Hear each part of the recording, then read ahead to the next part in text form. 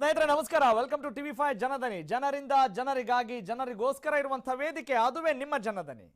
ಜನಪ್ರತಿನಿಧಿಗಳು, ಅಧಿಕಾರಿಗಳು ಬರೀ ಭರವಸೆ ಕೊಡೋದಷ್ಟೇ ಅಲ್ಲ, ಆಶ್ವಾಸನೆ ಕೊಡೋದಷ್ಟೇ ಅಲ್ಲ, ಜನರ ಕಷ್ಟ ಕಾರ್ಪಣ್ಯಗಳಿಗೆ, ಮನವಿಗಳಿಗೆ, ಅವರ ಬೇಡಿಕೆಗಳಿಗೆ ಸೂಕ್ತವಾಗಿ ಸ್ಪಂದಿಸಬೇಕು ಅಂತ ಎಚ್ಚರಿಸುವಂತ ಕಾರ್ಯಕ್ರಮ ಅದುವೇ ನಿಮ್ಮ Janadani. Yes, of course, Janadani ಇದು life line of people of Karnataka. Janadani ಇದು ಕನ್ನಡಿಗರ ಜೀವನಾಡಿ. ನಾನು ನಿಮ್ಮ ರಾಘವ ಸೂರ್ಯ.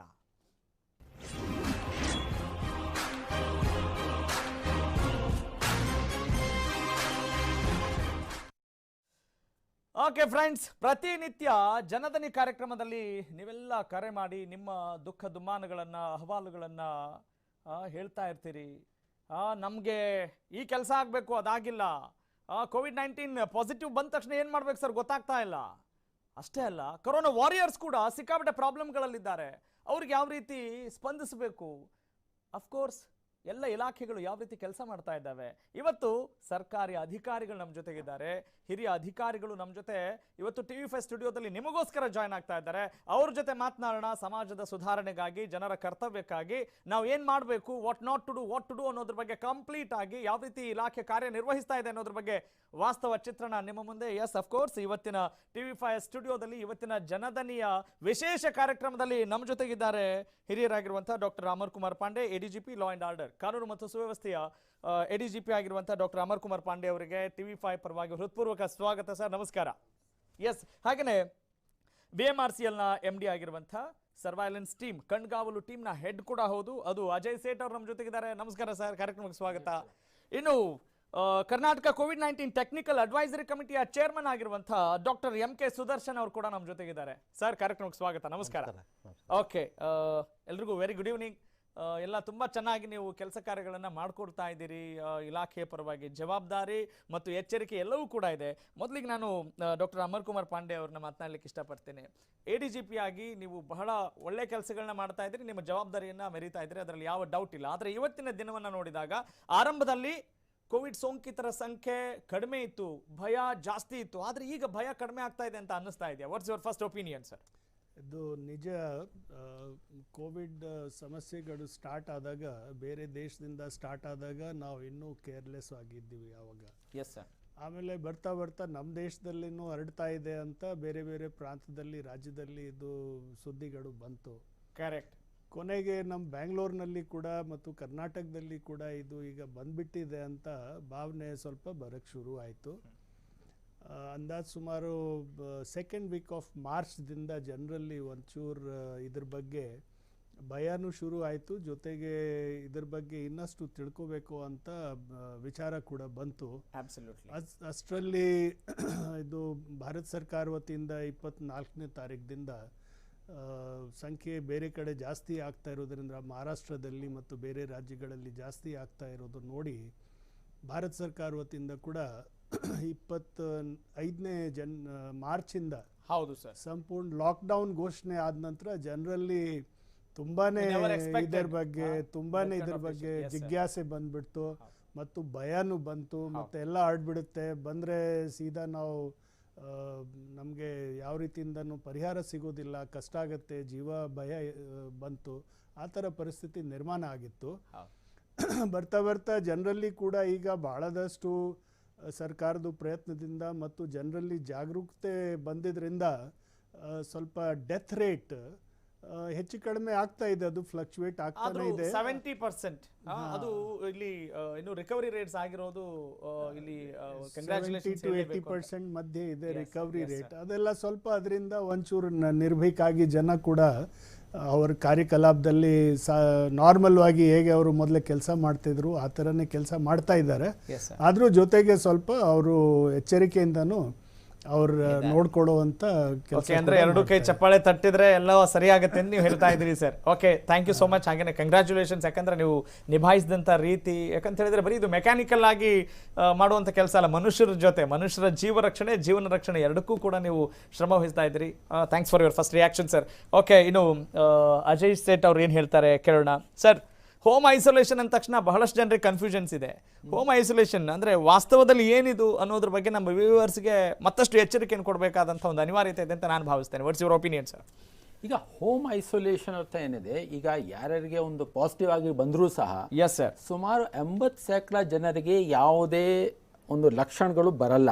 Correct. ಅಥವಾ ಬಂದ್ರೆ Asymptomatic ಒಂಚೂರು ಇರ್ತದೆ. ಒಂದು 2 ದಿವಸ ಏನಾದ್ರು ಬರ್ಬೋದು, ಹೌದು. ಅವ್ರಿಗೆ ಒಂದು ಮೈಲ್ಡ್ ಸಿಂಪ್ಟೊಮ್ಯಾಟಿಕ್ ಅಂತ ಹೇಳ್ತೀವಿ. ಕರೆಕ್ಟ್. ಅಂಥದ್ದವರು ಹೋಗಿ ಯಾವ ಆಸ್ಪತ್ರೆಯಲ್ಲಿ ಸೇರ್ಬೇಕು ಅಂತದ್ದು ಬೇಕಾನೇ ಇಲ್ಲ, ನಿಜ, ಅದರ ಅವಶ್ಯಕತೆ ಇಲ್ಲ. ಇಲ್ಲ. ಓಕೆ. ಆದ್ರೆ ಮನೆಯಲ್ಲಿ ಏನು ಎಚ್ಚರಿಕೆ ತಗೋಬೇಕು ಅಂತ ಬಹಳ ಮುಖ್ಯ. ಹಾ, ಯಾಕಂದ್ರೆ ಅವ್ರು ಮನೆಯಲ್ಲಿ ಇದ್ದಾಗ ನಿಜ ಒಂದು ಸೈಕಲಾಜಿಕಲಿ ಅವ್ರಿಗೆ ಒಂದು ತೊಂದರೆ ಇರ್ಲಿಕ್ಕೆ ಇಲ್ಲ, ಒಂದ್ ಸ್ವಲ್ಪ ಇರ್ತಾರೆ ಮನೆಯವರ ಜೊತೆಗೆ ಇದ್ದೀನಿ ಅಂತ, ಕುಟುಂಬ ಜೊತೆಗೆ. ಆದ್ರೆ ಅವರು ಹೋಮ ಅಲ್ಲಿ ಅವರ ಮನೆಯಲ್ಲಿ ಪ್ರತ್ಯೇಕ ಕೊಠಡಿಯಲ್ಲೇನೆ ಇರಬೇಕು. ಎಸ್ ಮನೆಯವರ ಜೊತೆಗೆ ಊಟ ಮಾಡ್ತೀವಿ, ಒಂದೇ ಅರಿಲಿ ಒಂದೇ ಬಾತ್ರೂಮ್ ಅಲ್ಲಿ ಸ್ನಾನ ಮಾಡ್ತೀವಿ, ಆ ರೀತಿ ಇರಬಾರ್ದು. ಜೈಲಲ್ಲಿ ಇದ್ದಂಗೆ ಅಂತ ಹೇಳ್ಬೋದು ಸರ್? ಜೈಲಿಲ್ಲ, ಮನೆಯಲ್ಲಿ ಜೈಲು ಯಾರಿಗಿದೆ? ಅಲ್ಲ, ಯಾರ ಜೊತೆ ಮಾತಾಡೋಂಗಿಲ್ಲ, ಮಾತಾಡ್ಬೋದು, ಆದ್ರೆ ನಮ್ಮ ವಿಡಿಯೋ ಸ್ಮಾರ್ಟ್ ಫೋನ್ ವಿಡಿಯೋ ಮಾಡ್ಬೋದು. ಆದ್ರೆ ಅವರು ಒಂದು ಕೊಠಡಿಯಲ್ಲಿ ಯಾವ ಒಂದು ಸೆಪರೇಟ್ ಬಾತ್ರೂಮು ಟಾಯ್ಲೆಟ್ ಅಲ್ಲಿ ಉಪಯೋಗ ಮಾಡಿಸಿ ಅಲ್ಲಿ ಇದ್ರೆ, ಸರ್ಕಾರಗಳು ಒಂದು ವ್ಯವಸ್ಥೆ ಮಾಡಿದ್ರೆ ದಿವಸದಲ್ಲಿ ಒಂದು ದಿವಸ ಒಂದು ನರ್ಸು ಅಥವಾ ಡಾಕ್ಟರ್ ಫೋನ್ ಮಾಡಿ ಕೇಳ್ತಾರೆ, ಒಂದು ಆಕ್ಸಿಜನ್ ನೋಡಬಹುದು, ಟೆಂಪರೇಚರ್ ನೋಡಬಹುದು, ಅದು ನೋಡಿದರೆ ಪರವಾಗಿಲ್ಲ. ಆದ್ರೆ ಆ ಕಾರ್ಯವೈಖರಿ ಹೇಗಿರುತ್ತೆ, ಅದನ್ನ ನಿಭಾಯಿಸೋ ರೀತಿ ಹೇಗಿರುತ್ತೆ, ಅದು ಎಷ್ಟು ಮಟ್ಟಿಗೆ ಚಾಲೆಂಜಸ್ ಆಗಿರುತ್ತೆ ಅಥವಾ ಚಾಲೆಂಜಸ್ ಇರಲ್ಲ ಅನ್ನೋದ್ರ ಬಗ್ಗೆ ಕೂಡ ಮುಂದಿನ ಹಂತದಲ್ಲಿ ನಿಮ್ಮಿಂದ ಮತ್ತಷ್ಟು ಮಾಹಿತಿಯನ್ನು ಪಡಿತೇನೆ. ಹಾಗೆಯೇ ಎಸ್ ಸ್ನೇಹಿತರೆ, ಆರೋಗ್ಯ ಮತ್ತು ಕುಟುಂಬ ಕಲ್ಯಾಣ ಇಲಾಖೆಯ ಆಯುಕ್ತರಾಗಿರುವಂತಹ ಪಂಕಜ್ ಕುಮಾರ್ ಪಾಂಡೆ ಅವರು ಕೂಡ ನಮ್ಮ ಜೊತೆ ಲೈವ್ ಜಾಯ್ನ್ ಆಗ್ತಾ ಇದ್ದಾರೆ. ಸರ್, ವೆರಿ ಗುಡ್ ಈವ್ನಿಂಗ್, ನಮಸ್ಕಾರ. ನಿಮ್ಮ ಜೊತೆ ರಾಘವ ಸೂರ್ಯ ಮಾತನಾಡ್ತಾ ಇದ್ದೀನಿ. ನಮಸ್ಕಾರ. ನಮಸ್ಕಾರ ಸರ್, ಹೇಗಿದ್ದೀರಿ ಸರ್?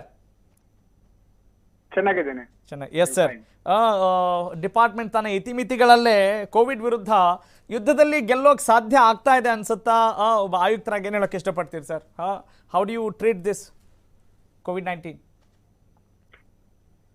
ಈಗ ಮಾರ್ಚ್ ಇಂದ ಹಿಡ್ಕೊಂಡು ನಾವು ಎಲ್ಲ ಅಥಕ್ ಪ್ರಯತ್ನ ಮಾಡ್ತಾ ಇದ್ದೇವೆ. ಸರ್ಕಾರಿನಲ್ಲಿ ಬೇರೆ ಬೇರೆ ಡಿಪಾರ್ಟ್ಮೆಂಟ್ಸ್ ಒಟ್ಟಿಗೆ ಸೇರ್ಬಿಟ್ಟು ನಾವು ಈಗ ಯುದ್ಧದ್ದು ನಡೆಸ್ತಾ ಇದ್ದೇವೆ. Yes sir. ಈಗ ಲಾಸ್ಟ್ ಕೆಲವು ದಿವಸ ನಾವು ನೋಡ್ಕೊಂಡು ಲಾಸ್ಟ್ ಒಂದು 3-4 ವಾರದ ಸ್ಟಾಟಿಸ್ಟಿಕ್ಸ್ ನೋಡ್ಬಿಟ್ಟು ನಾವು ಒಂದು ಏನ್ ಹೇಳ್ಬೋದು, ನಮ್ಮ ಹತ್ರ ಸ್ಪೈಕ್ ಇಲ್ಲ, ಈಗ ಒಂದು ಪ್ಲಾಟೂ ತರ ಬಂದಿದೆ. ನಮ್ಮ ಆಕ್ಟಿವ್ ಕೇಸಸ್ ಸುಮಾರು 82,000 ಅದರ ಮಧ್ಯದಲ್ಲಿ ಇದೆ. ಮತ್ತೆ ನಮ್ಮ ಪ್ರಯತ್ನ ಏನಿದೆ, ನಾವು ಜೀವ ಉಳಿಸ್ಬೇಕು, ಅದು ನಮ್ಮ ಮೇನ್ ಉದ್ದೇಶ. ಟೆಸ್ಟಿಂಗ್ ಹೆಚ್ಚಿಗೆ ಮಾಡ್ತಾ ಇದ್ದೇವೆ. So all of us are trying hard to contain the pandemic. Yes sir. Yes sir, got it sir. Thanks for your first reaction. ಮುಂದಿನ ಹಂತದಲ್ಲಿ ನಿಮ್ಮಿಂದ ಮತ್ತಷ್ಟು ಮಾಹಿತಿಯನ್ನು ನಾನು ಪಡೀಲಿಕ್ಕೆ ಉತ್ಸುಕನಾಗಿದ್ದೇನೆ. ನಿಮ್ಮ ಜೊತೆ ನೀವು ಜಾಯ್ನ್ ಆಗ್ತಾ ಇರೋದೇ ನಮ್ಮದೊಂದು ಸೌಭಾಗ್ಯ. ಎಲ್ಲ ಅನುಭವಸ್ಥರು, ಹಿರಿಯ ಅಧಿಕಾರಿಗಳು, ಸಮಾಜದ ಬಗ್ಗೆ ಕಾಳಜಿಯಿಂದ, ಜವಾಬ್ದಾರಿಯಿಂದ ಕೆಲಸ ಮಾಡ್ತಾ ಇರೋರು ನಮ್ಮ ಜೊತೆಗೆ ಸಿಕ್ಕಿದ್ದಾರೆ ಅಂತ ಹೇಳಿದ್ರೆ ಇದು ಸೌಭಾಗ್ಯ ಅಲ್ವೇ? Yes, thank you sir, thank you so much for your first reaction. Okay, ಇನ್ನು ನಮ್ಮ ಡಾಕ್ಟರ್ ಎಂ.ಕೆ. ಸುದರ್ಶನ್ ಅವ್ರನ್ನ ಮಾತನಾಡಿಸ್ಲೇಬೇಕು ಸರ್. ಎಲ್ರಿಗೂ ಕೂಡ ಈ ಇಲಾಖೆ ನಿಭಾಯಿಸೋದಾಯಿತು, ಜಾನ್ ಹೈತೋ ಜಹಾನಿ ಅಂತ ಹೇಳಾಗ್ಬಿಡ್ತು. ಆದರೆ ಈ ಪ್ರಾಣ ಉಳಿಸ್ಕೊಳ್ಳೋಕ್ಕೆ, ಜೀವ ರಕ್ಷಣೆಗೆ ಡಾಕ್ಟರ್ಸ್ ತುಂಬಾ ವಾರಿಯರ್ಸ್ ಥರ ದೇವ್ರ ರೀತಿಯಲ್ಲಿ ಕೆಲಸ ಮಾಡ್ತಾ ಇದ್ದಾರೆ. ಅವರ ಕಾರ್ಯ ನಿಜಕ್ಕೂ ಕೂಡ ಶ್ಲಾಘನೀಯ ಮತ್ತು ಅಭಿನಂದನೆಗಳನ್ನು ಹೇಳ್ತಾ ನಾನು ನಿಮಗೆ ಕೇಳ್ತಾ ಇರುವಂಥ ಪ್ರಶ್ನೆ, ಇದು ಎಷ್ಟರ ಮಟ್ಟಿಗೆ ಅಪಾಯ ಸರ್?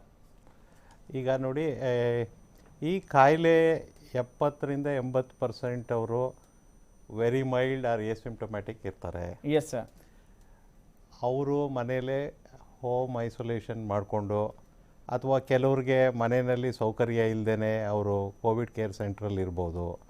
ಇನ್ನು ಉಳಿದವರು ಯಾರಿದ್ದಾರೆ, ಈ ಬೇರೆ ಕಾಯಿಲೆಗಳು, ಆರೋಗ್ಯ ಸಮಸ್ಯೆಗಳಿರೋರು, ಹಿರಿಯ ನಾಗರಿಕರು, ಇವರು ಈ ರೋಗ ಲಕ್ಷಣಗಳು ಬಂದ ತಕ್ಷಣ ಒಂದು ದಿನದೊಳಗೆ ಅವ್ರಿಗೆ ಯಾವಾಗ ಇದು ಸ್ವಲ್ಪ ಬೇರೆ ಥರ ಈ ರೋಗ ಲಕ್ಷಣಗಳಿದೆ, ನಮಗೆ ಸ್ವಲ್ಪ ತೊಂದರೆ ಇದೆ, ಮತ್ತು ಸಾಕಷ್ಟು ಮಾಧ್ಯಮದಲ್ಲಿ ಆಲ್ರೆಡಿ ಇನ್ಫಾರ್ಮೇಷನ್ ಇದೆ, ತಡ ಮಾಡದೇನೆ ಟೆಸ್ಟ್ ಮಾಡಿಸ್ಕೊಂಡು ತಕ್ಷಣ ಅವರು ಅದು ಯಾವುದೇ ಒಂದು ವೈದ್ಯಕೀಯ ಸೌಲಭ್ಯದಲ್ಲಿ ಅವರು ಚಿಕಿತ್ಸೆ ಪಡ್ಕೊಂಡ್ರೆ ಖಂಡಿತ ಸಾವು ಆಗೋದಿಲ್ಲ.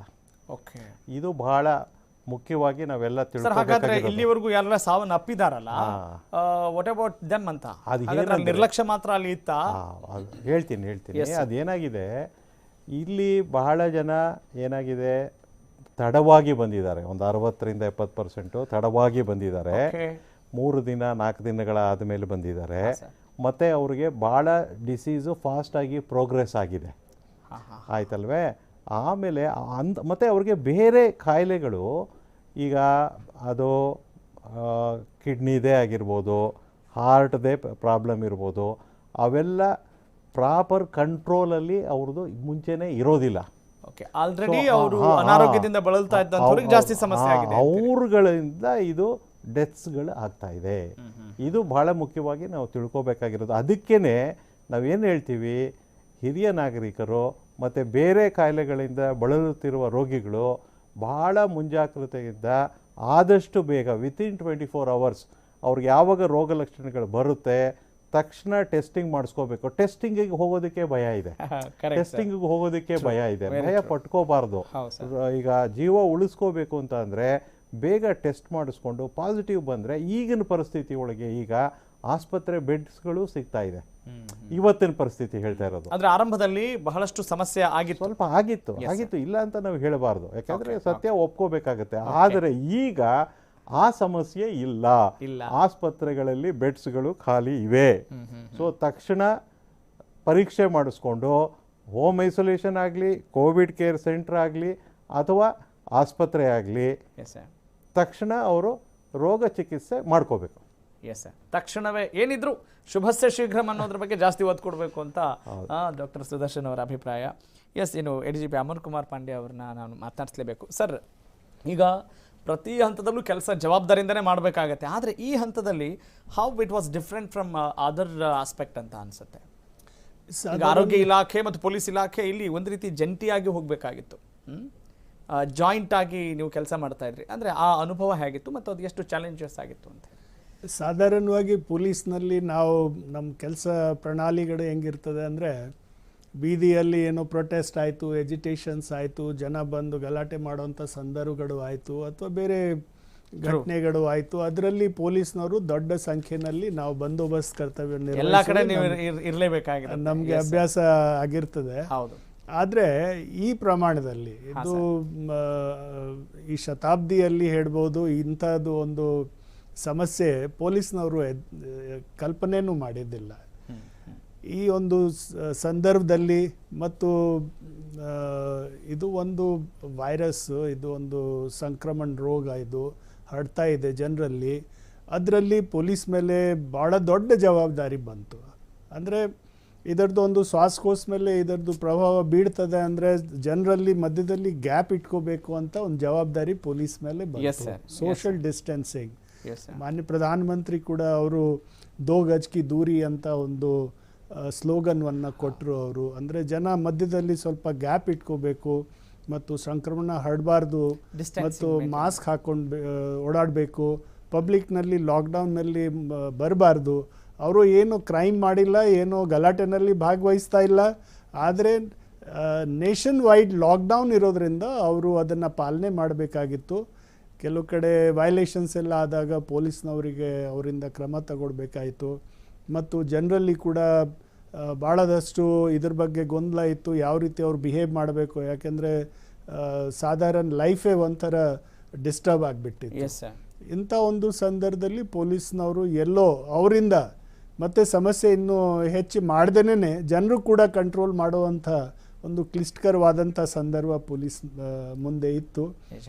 ಜೊತೆಗೆ ತಮ್ಗೆ ಗೊತ್ತಿದೆ, ಇದು ಪೊಲೀಸ್ ಮೇಲೆ ಇದು ಒಂದು ಸಮಸ್ಯೆಗಳು ಒಂಥರ ವೇವ್ಸ್ನಲ್ಲಿ ಬಂದಿರೋದು ಸಮಸ್ಯೆಗಳು.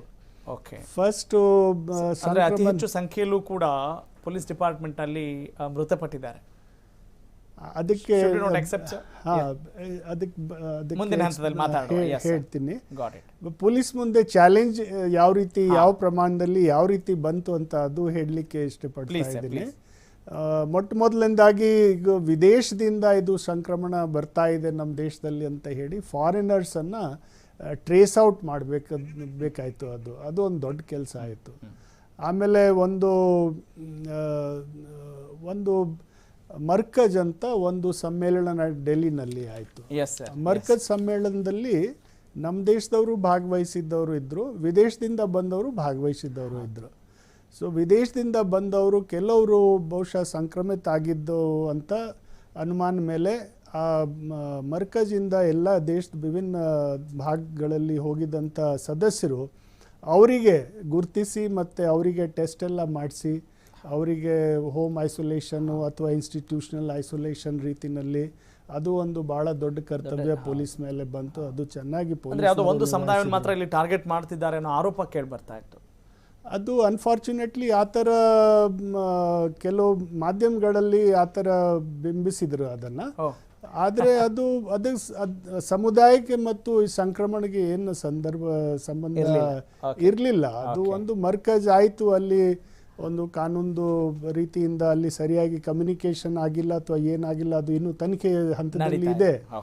ಬಟ್ ಅದರಿಂದ ಒಂಚೂರು ದೇಶದ ವಿಭಿನ್ನ ಭಾಗದಲ್ಲಿ ಜನರು ಅವರು ಹೋಗಿದ್ದರಿಂದ ಸ್ವಲ್ಪ ಸಂದರ್ಭಗಳು ಬಂದಿತ್ತು. ನಮ್ಮ ರಾಜ್ಯದಲ್ಲಿ ಕೂಡ ಸಮಸ್ಯೆ ಉಲ್ಬಣ ಆಗಿದ್ದು ನಿಜ, ಅಷ್ಟೇ ಸವಾಲುಗಳು ಕೂಡ ಆಗಿದ್ದು ನಿಜ. ಅದನ್ನ ನಿಭಾಯಿಸಿರೋ ರೀತಿಯನ್ನ ಅಪ್ರಿಶಿಯೇಟ್ ಮಾಡಬೇಕಾಗಿರೋದು ಕೂಡ ನಿಜವೇ, ಅದರಲ್ಲಿ ಎರಡು ಮಾತಿಲ್ಲ. ನಾವು ಪ್ರತಿಯೊಬ್ಬರನ್ನ ಪೊಲೀಸ್ನವರು ನಮ್ಮ ಇಲಾಖೆಯ ವಿಶಿಷ್ಟ ತಂಡವನ್ನು ರಚನೆ ಮಾಡಿ ಪ್ರತಿಯೊಬ್ಬ 802 ಮಂದಿ ಅದರಲ್ಲಿ ಭಾಗವಹಿಸಿದ್ದವ್ರನ್ನ ನಮ್ಮ ರಾಜ್ಯದಲ್ಲಿ ಮತ್ತು ನಮ್ಮ ರಾಜ್ಯದವರು ಬೇರೆ ರಾಜ್ಯಕ್ಕೆ ಹೋಗಿದ್ದವರು ಅಥವಾ ಬೇರೆ ರಾಜ್ಯದವರು ನಮ್ಮ ರಾಜ್ಯದಲ್ಲಿ ಬಂದು ವಾಸ ಮಾಡ್ತಾ ಇರೋರು, ಅವ್ರನ್ನೆಲ್ಲನ ಗುರುತಿಸಿ ಅವರಿಗೆ ಸರಿಯಾದ ಚಿಕಿತ್ಸೆಯನ್ನು ಕೊಡುವಂಥ ದೊಡ್ಡ ಕರ್ತವ್ಯನ ಪೊಲೀಸ್ನವರು ನಿರ್ವಹಿಸಿದ್ರು. ಇದೇ ರೀತಿ ತಮ್ಗೆ ಗೊತ್ತಿದೆ, ಇನ್ನೊಂದು ಚಾಲೆಂಜ್ ಪೊಲೀಸ್ ಮುಂದೆ ಬಂದಿರೋದು 3ನೇ ವೇವ್ ಅಂತಲೂ ಹೇಳ್ಬೋದು. ಅದು ಶ್ರಮಿಕರು ನಿಜ, ಅದ್ರ ಬಗ್ಗೆ ಖಂಡಿತವಾಗ್ಲೂ ನಾವು ಮಾತನಾಡಲೇಬೇಕು ಮುಂದಿನ ಹಂತದಲ್ಲಿ. ನಿಮ್ಮ ಜೊತೆ ನಾನು ಅದನ್ನು ಮಾತನಾಡಲಿಕ್ಕೆ ಇಷ್ಟಪಡ್ತೇನೆ. ಎಸ್ ಸ್ನೇಹಿತರೆ, ಹಾಗೆಯೇ ಬಹಳಷ್ಟು ಪ್ರಶ್ನೆಗಳು ನಿಮ್ಮಲ್ಲಿ ಇರಬಹುದು, ಗೊಂದಲಗಳು ಕಾಡ್ತಾ ಇರಬಹುದು, ಕುತೂಹಲಗಳಿರಬಹುದು. ರಾಜಕಾರಣಿಗಳು, ನಮ್ಮ ಜನಪ್ರತಿನಿಧಿಗಳು ಒಂದು ಹೇಳ್ತಾರೆ, ಆದರೆ ಇಲ್ಲಿ ವಾಸ್ತವ ಹಂಗಿಲ್ಲ ಅಂತ. ಆದರೆ ವಾಸ್ತವ ನಿಜಕ್ಕೂ ಗೊತ್ತಾಗಬೇಕಾಗಿರೋದು ಅಧಿಕಾರಿಗಳಿಗೆ. ಅದು ಗೊತ್ತಿರುತ್ತೆ, ಅವರಿಂದ ತಿಳ್ಕೊಂಡಾಗ ನಮಗೆ ಒಂದಿಷ್ಟು ಮನವರಿಕೆ ಆಗೋದ್ರಲ್ಲಿ ಯಾವ ಅನುಮಾನ ಇಲ್ಲ. ಹಾಗಾಗಿ ಆ ಪ್ರಶ್ನೆಗಳನ್ನ, ಕುತೂಹಲಗಳನ್ನು, ಗೊಂದಲಗಳನ್ನು ತಣಿಸಿಕೊಳ್ಳುವ ನಿಟ್ಟಿನಲ್ಲಿ ನೀವು ಕೂಡ ಕರೆ ಮಾಡಿ ನಮ್ಮ ಜೊತೆ ಮಾತನಾಡ್ಬೋದು. ಅದಕ್ಕಿಂತ ಮುಂಚೆ ನಾವು ತೆಗೆದುಕೊಳ್ಳೋಣ ಜನಧನಿಯಲ್ಲಿ ಚಿಕ್ಕ ವಿರಾಮ.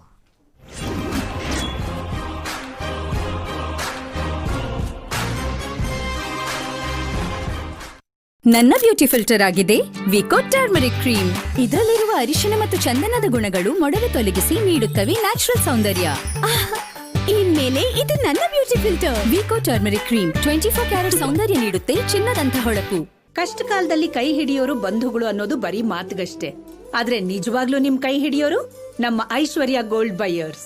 ಐಶ್ವರ್ಯ gold buyers, India's best gold buyers. Attica gold ಕಂಪನಿಗೆ ಬನ್ನಿ. Attica gold company. ಕಾಲ್ 8880 300 300.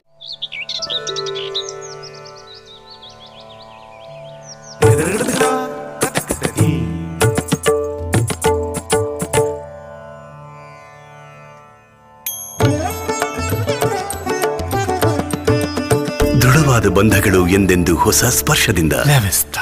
ನೀವು ಗಿರವಿ ಇಟ್ಟು ಬಿಡಿಸ್ಕೊಳಕ್ಕಾಗ್ದಿರೋ ಆಭರಣನ SDJ ಗೋಲ್ಡ್ ಕಂಪನಿಯವರು ಬಿಡಿಸಿ ಮಾರುಕಟ್ಟೆಗಿಂತ ಅಧಿಕ ಬೆಲೆಗೆ ತಗೋತಿದ್ದಾರೆ. ಅಷ್ಟೇ ಅಲ್ಲ, ಒಂದ್ ಕೂಪನ್ ಕಾರ್ಡ್ ಕೂಡ ಕೊಡ್ತಾ ಇದ್ದಾರೆ.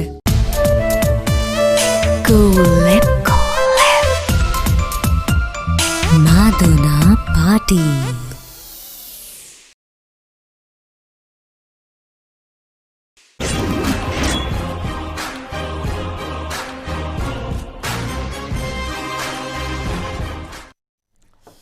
Welcome back. ಜನಧನಿಗೆ ಮತ್ತೊಮ್ಮೆ ಸ್ವಾಗತ. ಸ್ನೇಹಿತರೆ, ನೀವು ಕೂಡ ಕರೆ ಮಾಡಿ ಮಾತನಾಡಬಹುದು. ಯಾಕಂತ ಹೇಳಿದ್ರೆ ಈ ಟೈಮ್ನಲ್ಲಿ ಗೊಂದಲಗಳನ್ನು ಪರಿಹಾರ ಮಾಡಿಕೊಳ್ಳಲೇಬೇಕು ಅಫ್ಕೋರ್ಸ್. ಯಾಕಂತ ಹೇಳಿದ್ರೆ ಅಯ್ಯೋ ಹೊಟ್ಟೆಗೆ ತಿನ್ನಕ್ಕೆ ಅನ್ನ ಇಲ್ಲ ರೀ, ಕೆಲಸ ಇಲ್ಲ, ಬರೀ ಇನ್ನೂ ಅದೇ ಝೋನಲ್ಲಿ ಇದ್ದೀವಾ ಅಥವಾ ಅದಕ್ಕೆ ಪೂರಕವಾದಂಥ ಕೆಲಸಗಳನ್ನ ಸರ್ಕಾರ ಮಾಡ್ತಾ ಇದೆಯಾ, ಅಧಿಕಾರಿಗಳು ಏನು ಹೇಳ್ತಾರೆ ಅನ್ನೋದನ್ನು ಕೇಳೋಣ. ಹಾಗೆಯೇ ಅಜಯ್ ಸೇಠ್ ಅವರು ಅಭಿಪ್ರಾಯ ಏನು ಮುಂದಿನ ಹಂತದಲ್ಲಿ ಮತ್ತಷ್ಟು ಮಾಹಿತಿಯನ್ನು ಕೂಡ ಶೇಖರಿಸೋಣ. ಅದ್ರ ಜೊತೆಗೆ ಸ್ನೇಹಿತರೆ, ಈಗ ನಿಮ್ಗೊಂದು ವಿಚಾರ ಕೇಳ್ತಾ ಇರ್ತೀವಿ, ನಾವೇ ಪ್ರಸಾರ ಮಾಡ್ತಾ ಇರ್ತೀವಿ. ಸರ್ಕಾರಿ ಆಸ್ಪತ್ರೆಯಲ್ಲಿ ಆಕ್ಸಿಜನ್ ಸಮಸ್ಯೆ ಆಗಿದೆ ಅಥವಾ ವೆಂಟಿಲೇಟರ್ ಪ್ರಾಬ್ಲಮ್ ಇದೆಯಾ ಅನ್ನುವ ವಿಚಾರಕ್ಕೆ ಸಂಬಂಧಪಟ್ಟ ಹಾಗೆ ನೀವು ಕೂಡ ಮಾಹಿತಿಯನ್ನು ಗಮನಿಸಿರ್ತೀರಿ. ಆದರೆ ಈಗ ಒಂದು ಸ್ಪಷ್ಟನೆ ಸಿಕ್ಕಿದೆ, ಸರ್ಕಾರಿ ಆಸ್ಪತ್ರೆಗಳಲ್ಲಿ ಆಕ್ಸಿಜನ್ ವಿಚಾರಕ್ಕೆ ಸಂಬಂಧಪಟ್ಟ ಹಾಗೆ ಯಾವುದೇ ರೀತಿಯಾದಂಥ ಸಮಸ್ಯೆ ಆಗಿಲ್ಲ ಅನ್ನೋ ಮಾತುಗಳು ಕೂಡ ಕೇಳಿಬರ್ತಾ ಇದ್ದಾವೆ. ಇದಕ್ಕೆ ಬಳ್ಳಾರಿಯ ಜಿಲ್ಲಾಧಿಕಾರಿ ನಕುಲ್ ಅವರು ಕೂಡ ಒಂದು ಸ್ಪಷ್ಟನೆ ಕೊಟ್ಟಿದ್ದಾರೆ. ಬನ್ನಿ ಗಮನಿಸೋಣ. ಬಳ್ಳಾರಿ ಜಿಲ್ಲೆಯಲ್ಲಿ ಸುಮಾರು 1500ಕ್ಕಿಂತ ಹೆಚ್ಚು ಆಕ್ಸಿಜನೇಟೆಡ್ ಬೆಡ್ಸನ್ನು ನಾವು ಈಗಾಗಲೇ ಕಾರ್ಯನಿರ್ವಹಿಸ್ತಾ ಇರ್ತೀವಿ. ಇದು ಸರ್ಕಾರಿ ಆಸ್ಪತ್ರೆಗಳಲ್ಲಿ. ಇದನ್ನು ಹೊರತುಪಡಿಸಿ ಸುಮಾರು 350 ಬೆಡ್ ಪ್ರೈವೇಟ್ನಲ್ಲಿ ಕೂಡ ಆಕ್ಸಿಜನೇಟೆಡ್ ಬೆಡ್ಸ್ ಲಭ್ಯ ಇರುತ್ತೆ. ನಮ್ಮಲ್ಲಿ ಸುಮಾರು 88 ವೆಂಟಿಲೇಟರ್ ಕೋವಿಡ್ ಮತ್ತು ನಾನ್ ಕೋವಿಡ್ಗೆ ಕೂಡ ಲಭ್ಯ ಇರುತ್ತೆ.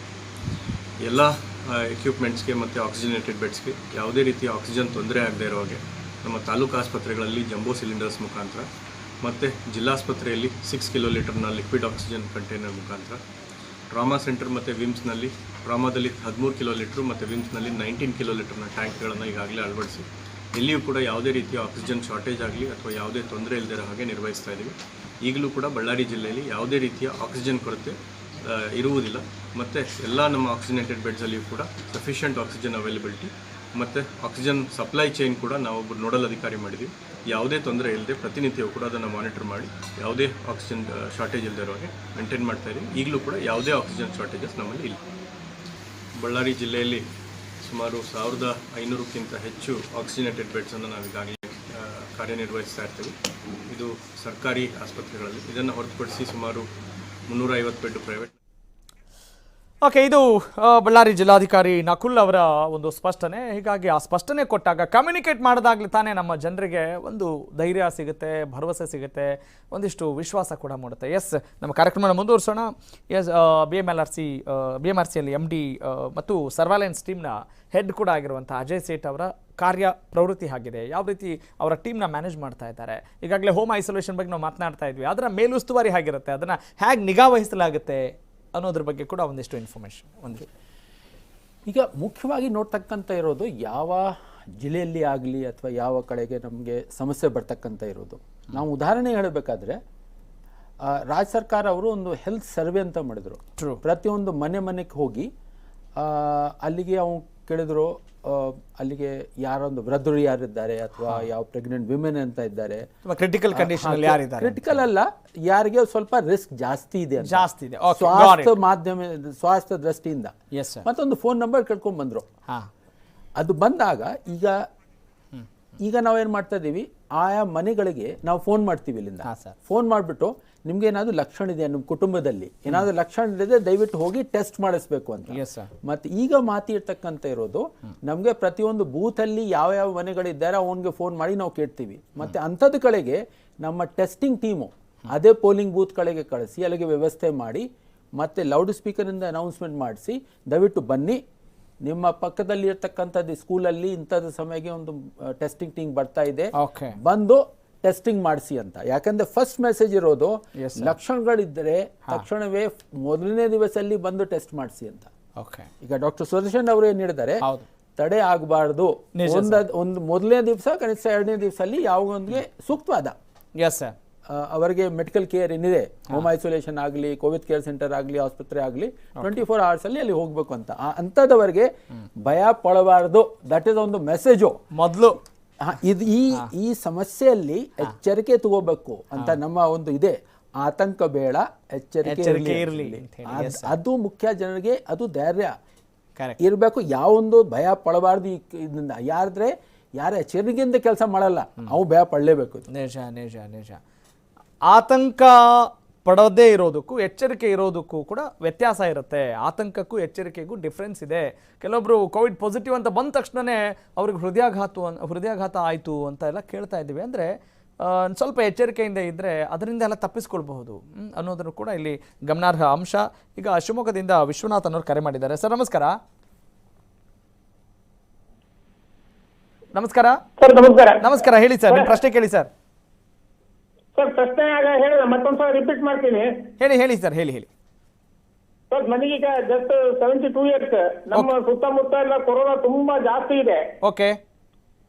ನಾನು ಸೀನಿಯರ್ ಸಿಟಿಜನ್ 70 ಆದ ಕಾರಣ ನನಗೆ ವಯೋಮಾನಕ್ಕೆ ಅನುಗುಣವಾದ ಎಲ್ಲಾ ಕಾಯಿಲೆಗಳಿವೆ, ಶುಗರ್, BP ಇತ್ಯಾದಿ. Okay sir. ಹಾಗಾಗಿ ನನಗೆ ರೆಸಿಸ್ಟೆನ್ಸ್ ಪವರ್ ತುಂಬಾ ಕಮ್ಮಿ ಇದೆ. ನನಗೆ ಈ ಕೊರೋನಾ ಏರಿಯಾದಲ್ಲಿ ನಾನು ವಾಸ ಮಾಡ್ತಿರುವ ಕಾರಣ ನನಗೆ ಕೊರೋನಾ ಅಟ್ಯಾಕ್ ಆಗದ ಹಾಗೆ ರೆಸಿಸ್ಟೆನ್ಸ್ ಪವರ್ಸ್ ಆಗ್ಲಿಕ್ಕೆ, ಇನ್ಕ್ರೀಸ್ ಆಗ್ಲಿಕ್ಕೆ ಏನು ತಮ್ಮ ಅಡ್ವೈಸ್ ಏನಾದ್ರು ಬೇಕಿತ್ತು. ಓಕೆ. ಎಸ್, ಡಾಕ್ಟರ್ ಸುದರ್ಶನ್ ಅವರು ಅದಕ್ಕೆ ಉತ್ತರ ಕೊಡ್ತಾರೆ ಅಂತ ಭಾವಿಸ್ತೇನೆ. Yes sir. ಈಗ ಒಂದು ಏನಂದರೆ, ತಾವು ಸೀನಿಯರ್ ಸಿಟಿಸನ್ ಇದ್ದೀರಿ, ತಮಗೆ ಈ ಮೈಲ್ ಸ್ಟೋನ್ ಡಿಸೀಸಸ್ ಅಥವಾ ಕಂಡೀಷನ್ಸ್ ಏನಿದೆ, BP, ಶುಗರು ಇತ್ಯಾದಿ ಅಂತೆಲ್ಲ ಹೇಳಿದಿರಿ, ಆಯಿತು. ಆದರೆ ತಾವು ಕೆಲವು ಈ ಪ್ರಿಕಾಷನ್ಸ್ಗಳನ್ನ ತಾವು ಫಾಲೋ ಮಾಡಬೇಕು. ಒಂದೇನು, ಈಗ ತಾವು ಬಿಸಿನೀರು ತೊಗೊಳ್ತಾ ಇರ್ತೀರಿ, ಬಿಸಿನೀರು ತೊಗೊಳ್ಳಿ ಕುಡಿಯೋದಕ್ಕೆ. ಆಮೇಲೆ ರೆಫ್ರಿಜಿರೇಟೆಡ್ ಐಟಮ್ಸು, ಫ್ರಿಜ್ಜಲ್ಲಿರೋ ಐಟಮ್ಸ್ಗಳು ತೊಗೋಬೇಡಿ. ಮತ್ತು ನೀವು ಈ ಫ್ರೂಟ್ಸು, ಈ ಸಿಟ್ರಸ್ ಫ್ರೂಟ್ಸ್ ಅಂತಾರೆ, ಅಂದರೆ ನಿಂಬೆಹಣ್ಣು, ಕಿತ್ತಳೆ ಹಣ್ಣು ಈ ಥರದನ್ನು ಸ್ವಲ್ಪ ತಗೊಳ್ಳಿ. ಅದರಲ್ಲಿ ವೈಟಮಿನ್ ಸಿ ಇರುತ್ತೆ. ಮತ್ತು ಅದಲ್ಲದೆ ವೈಟಮಿನ್ ಸಿ ಟ್ಯಾಬ್ಲೆಟ್ ಸಿಗುತ್ತೆ, ತಗೊಳ್ಳಿ. ಮತ್ತು ಜಿಂಕ್ ಟ್ಯಾಬ್ಲೆಟ್ ಸಿಗುತ್ತೆ, ಅದನ್ನು ತಗೊಳ್ಳಿ. ಅಂದ್ರೆ ಡಾಕ್ಟರ್ ಪ್ರಿಸ್ಕ್ರಿಪ್ಷನ್ ತೆಗೆದುಕೊಂಡೇ ಇದು ಹಾಗೆ ಕೊಡ್ತಾರೆ, ಓವರ್ ದ ಕೌಂಟರ್ ಕೊಡ್ತಾರೆ. ಜಿಂಕ್, ವೈಟಮಿನ್ ಸಿ ಎಲ್ಲ ಏನು ತೊಂದರೆ ಇಲ್ಲ. ಇದನ್ನು ತಗೊಂಡು ಮತ್ತೆ ತಮ್ಮ ದಿನನಿತ್ಯದ ಏನು ಮನೆ ಒಳಗೆ ತಮ್ಮ ಕಾರ್ಯ ಚಟುವಟಿಕೆಗಳಿದೆ ಅದು ತಗೊಳ್ಳಿ. ಇದೆಲ್ಲದಕ್ಕಿಂತ ಮುಖ್ಯವಾಗಿ ನಿಮಗೆ ಏನು ಈಗ BP ಇದೆ, ಶುಗರ್ ಇದೆ, ಅದನ್ನು ಕಂಟ್ರೋಲಲ್ಲಿ ತಾವು ಇಟ್ಕೊಳ್ಳಿ. ಕಂಟ್ರೋಲಲ್ಲಿ ಇಟ್ಕೊಳ್ಳಿ. ಮನೆಯಿಂದ ಸ್ವಲ್ಪ ಏನಾದರೂ ಹೊರಗಡೆ ಬಂದರೆ ಗಾಬರಿ ಆಡಬೇಡಿ. ಅದು ಗಾಳಿನಲ್ಲಿ ಹಾರಿಕೊಂಡು ವೈರಸ್ ಬರೋದಿಲ್ಲ. ಯಾರೋ ಒಬ್ಬ ಸೋಂಕಿತ ವ್ಯಕ್ತಿ ನಿಮ್ಮ ಹತ್ರ ಬಂದಾಗ ನೀವು ಸೋಂಕಿತರಿಂದ ದೂರ ಇರಿ, ಮಾಸ್ಕ್ ಹಾಕೊಳ್ಳಿ, ಆದಷ್ಟು ಹೊರಗಡೆ ಹೋಗೋದನ್ನ ಕಮ್ಮಿ ಇಟ್ಕೊಳ್ಳಿ. ಇಷ್ಟಾದ್ರೆ ಏನೂ ತೊಂದರೆ ಆಗೋದಿಲ್ಲ. ಧೈರ್ಯವಾಗಿರಿ, ಗಾಬರಿ ಬೇಡ, ಆತಂಕ ಬೇಡ.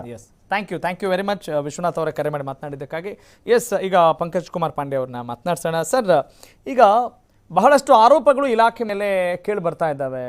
ಅದು ಕೂಡ ಜನರಿಗೆ ಒಂದಿಷ್ಟು ಯೋಚನೆ ಕೂಡ ಮಾಡುವಂಗಾಗಿದೆ. ಏನಂತ ಹೇಳಿದ್ರೆ, ಈಗ ಒಂದಿಷ್ಟು ಸಲಕರಣೆಗಳನ್ನು ತೆಗೆದುಕೊಳ್ಳೋ ವಿಚಾರಕ್ಕೆ ಆರೋಗ್ಯ ಇಲಾಖೆಗೆ ಸಂಬಂಧಪಟ್ಟ ಹಾಗೆ ವೈದ್ಯಕೀಯ ಸಲಕರಣೆ ಖರೀದಿಯಿಂದ ಹಿಡಿದು ಅದೆಲ್ಲ ಸುಳ್ಳಾಗಿದೆ ಅಥವಾ ಅದರಲ್ಲಿ ಒಂದಿಷ್ಟು ಭ್ರಷ್ಟಾಚಾರ ಇದೆ ಅನ್ನೋ ಮಾತುಗಳು ಕೇಳಿ ಬರ್ತಾ ಇದ್ದಾವೆ. ಮತ್ತು ಆಂಬ್ಯುಲೆನ್ಸ್ ಸಿಕ್ಕಿಲ್ಲ ಅನ್ನೋ ಮಾತುಗಳು ಕೂಡ ಕೇಳಿ ಬರ್ತಾ ಇದ್ದಾವೆ. ಇದ್ರ ಬಗ್ಗೆ ತಮ್ಮ ಒಂದು ಕ್ಲಾರಿಟಿ ಏನು sir? How do you clarify on this? ಈಗ ನಂಬರ್ ಫಸ್ಟ್, ನಾವು ಏನೇನು ಪ್ರೊಕ್ಯೂರ್ಮೆಂಟ್ ಮಾಡ್ತಾ ಇದ್ದೇವೆ ಅದು ಬಹಳ ಟ್ರಾನ್ಸ್ಪರೆಂಟ್ ಆಗಿ ಬಹಳ ಪ್ರಾಸೆಸ್ ಫಾಲೋ ಮಾಡ್ಕೊಂಡು ಮಾಡ್ತಾ ಇದ್ದೇವೆ. ಅದರ ಬಗ್ಗೆ ಎರಡು ಮಾತಿಲ್ಲ. ಎರಡನೇದಾಗಿ, ಈಗ ಆಂಬ್ಯುಲೆನ್ಸ್ ಆಗ್ಲಿ ಅಥವಾ ಬೆಡ್ಸ್ ಆಗ್ಲಿ ನಾವು ಮುಂಚೆಯಾಗಿ ಅದು ಪ್ಲಾನ್ ಮಾಡ್ಕೊಂಡು ಆಂಬ್ಯುಲೆನ್ಸ್, ಇನ್ಫ್ಯಾಕ್ಟ್ ನಾವು we have enough number of ambulances. ಹೇಗೆ ಬೆಡ್ಸ್ ಆಗಿತ್ತು, ಬೆಡ್ಸ್ ಈಗ ನಮ್ಮ ಹತ್ರ ಸಾಕಷ್ಟು ಬೆಡ್ಸ್ ಇದೆ, ಆಂಬ್ಯುಲೆನ್ಸಸ್ ಇದೆ. ಇನಿಷಿಯಲಿ ಏನಾಗಿತ್ತು, ಬಹಳ ಜನರ ಮಧ್ಯದಲ್ಲಿ ಬಹಳ ಭಯ ಇತ್ತು. ಈಗ ಕೋವಿಡ್ ಪಾಸಿಟಿವ್ ಬಂದಿದ್ದೇನೆ, ಏನಾಗತ್ತೆ, ಇಮಿಡಿಯೇಟ್ಲಿ ತಕ್ಷಣ ಅವರಿಗೆ ಆಂಬ್ಯುಲೆನ್ಸ್ ಬೇಕು. ಈಗ as you know 70-75% of people are symptomatic healthy people, and many of them are staying at home. ಮನೆಯಲ್ಲಿ ಅವರು ಹೋಮ್ ಐಸೋಲೇಷನ್ ಮಾಡ್ತಾ ಇದ್ದಾರೆ. ಸೊ ಇನಿಷಿಯಲಿ ಸ್ವಲ್ಪ ಗಾಬರಿ ಇತ್ತು, ಅದೇ ಕಾರಣದಿಂದ ಈ ತರ ಸಿಚುವೇಶನ್ ಕ್ರಿಯೇಟ್ ಆಗಿತ್ತು. ನಮ್ಮ ಹತ್ರ ಸಾಕಷ್ಟು ಆಂಬ್ಯುಲೆನ್ಸ್ ಇದೆ. ಬ್ಯಾಂಗ್ಳೂರ್ ನಾವು ಪೂರ್ತಿ ರಾಜ್ಯದಲ್ಲಿ ನಮ್ಮ ಆಂಬ್ಯುಲೆನ್ಸ್ ನಂಬರ್ 2 ಪಟ್ಟು ಮಾಡಿದ್ದೇವೆ. ಅದು ನಮ್ಮ ಪೇಷಂಟ್ಸ್ ಟ್ರಾನ್ಸ್ಫರ್ ಮಾಡ್ಲಿಕ್ಕೆ ಮತ್ತೆ ಹಾಸ್ಪಿಟಲ್ ಟು ಹಾಸ್ಪಿಟಲ್ ಟ್ರಾನ್ಸ್ಫರ್ ಮಾಡ್ಲಿಕ್ಕೆ ಮತ್ತೆ ಒಂದು ಪ್ರೋಟೋಕಾಲ್ ಕೂಡ ಡೆವಲಪ್ ಆಗಿದೆ.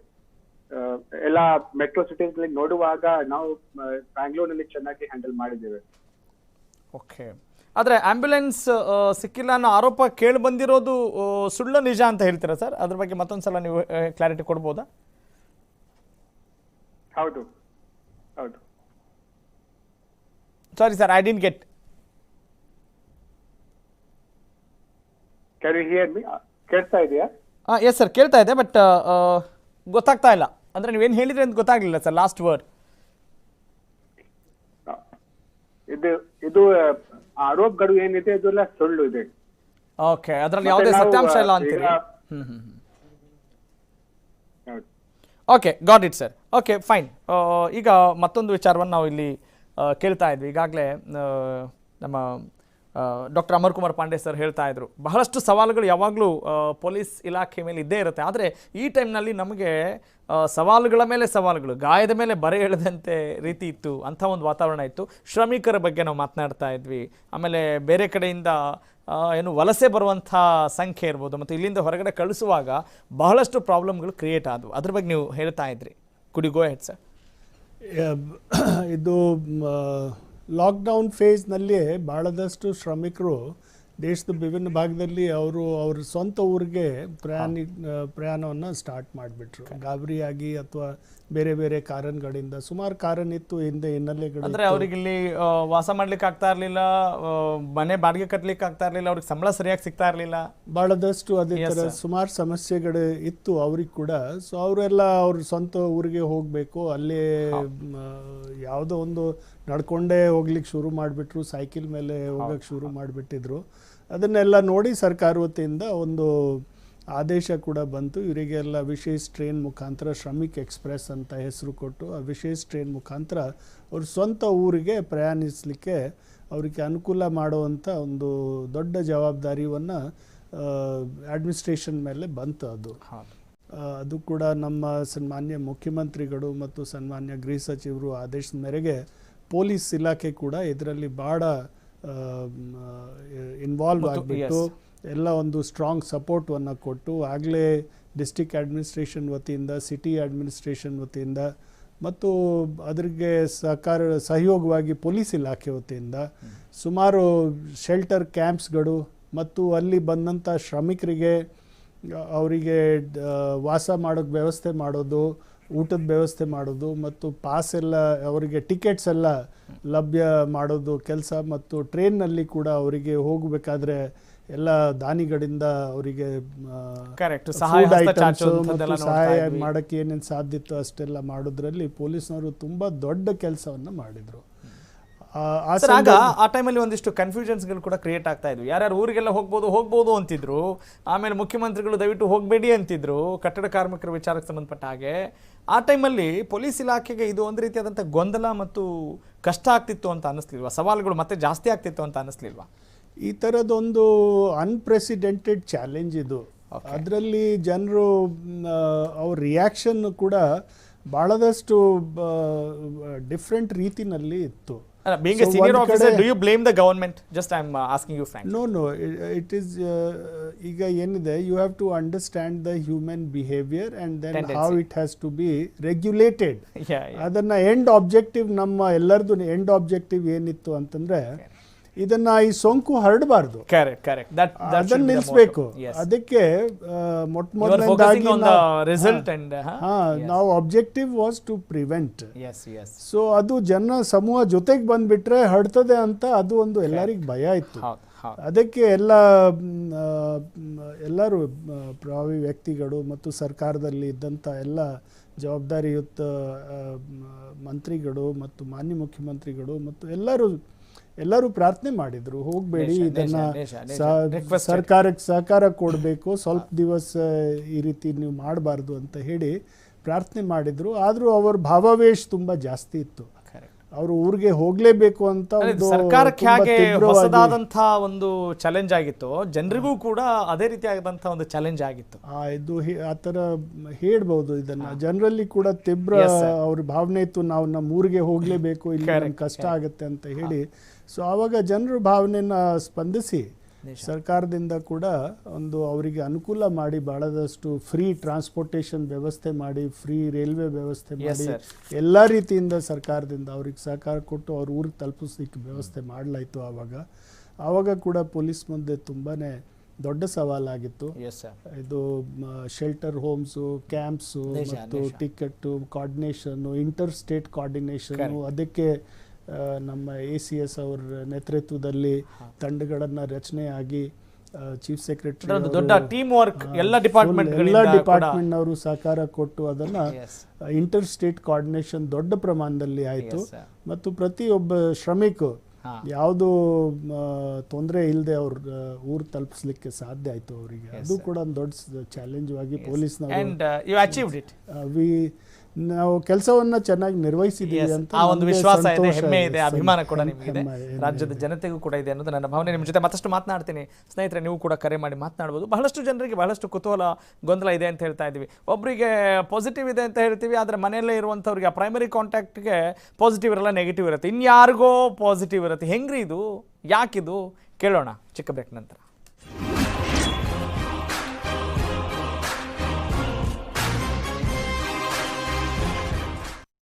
ನಿಮ್ಮ ಪ್ರಾಬ್ಲಮ್ಸ್ 3 ಸ್ಟೆಪ್ಸ್ ನಲ್ಲಿ ಸಾಲ್ವ್ ಮಾಡಬಹುದು. ಸ್ಟೆಪ್ 1, ನಿಮ್ಮ ಒಡವೆಯನ್ನು ಅಟಿಕಾನಲ್ಲಿ ಬೆಸ್ಟ್ ರೇಟ್ಗೆ ಮಾರಿಬಿಡಿ. ಸ್ಟೆಪ್ 2, 1 ನಿಮಿಷದಲ್ಲಿ ಹಣವನ್ನು ಪಡೆದುಕೊಳ್ಳಿ.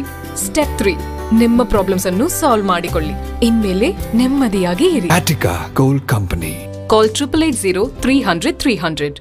Kamaveri Sangam Group of Institutions, Bangalore offers Admissions in KS Institute of Technology, KS School of Engineering and Management, KS School of Architecture, KS Polytechnic. Admissions open for BE in Artificial Intelligence and Machine Learning. CSE, ECE, Mechanical, Civil, EEE, Bachelor of Architecture, MBA, MTech and Diploma. Excellent results and placements. High-tech hostel and transport facilities. For more details, call 9845136097 9343625256. ಕಷ್ಟ ಕಾಲದಲ್ಲಿ ಕೈ ಹಿಡಿಯೋರು ಬಂಧುಗಳು ಅನ್ನೋದು ಬರೀ ಮಾತುಗಷ್ಟೇ. ಆದ್ರೆ ನಿಜವಾಗ್ಲೂ ನಿಮ್ ಕೈ ಹಿಡಿಯೋರು ನಮ್ಮ Aishwarya gold buyers. Aishwarya gold buyers, India's best gold buyers. Vicco turmeric cream. ಇದರಲ್ಲಿರುವ ಅರಿಶಿನ ಮತ್ತು ಚಂದನದ ಗುಣಗಳು ಮೊಡವೆ ತೊಲಗಿಸಿ ನೀಡುತ್ತವೆ ನ್ಯಾಚುರಲ್ ಸೌಂದರ್ಯ. ವಿಕೋ ಟರ್ಮರಿಕ್ ಕ್ರೀಮ್ 24 ಕ್ಯಾರೆಟ್ ಸೌಂದರ್ಯ ನೀಡುತ್ತೆ, ಚಿನ್ನದಂತ ಹೊಳಪು. ನೀವು ಗಿರವಿ ಇಟ್ಟು ಬಿಡಿಸ್ಕೊಳಕ್ಕಾಗ್ದಿರೋ ಆಭರಣನ STJ ಗೋಲ್ಡ್ ಕಂಪನಿಯವರು ಬಿಡಿಸಿ ಮಾರುಕಟ್ಟೆಗಿಂತ ಅಧಿಕ ಬೆಲೆಗೆ ತಗೋತಿದ್ದಾರೆ. ಅಷ್ಟೇ ಅಲ್ಲ, ಒಂದ್ ಕೂಪನ್ ಕಾರ್ಡ್ ಕೂಡ ಕೊಡ್ತಾ ಇದ್ದಾರೆ.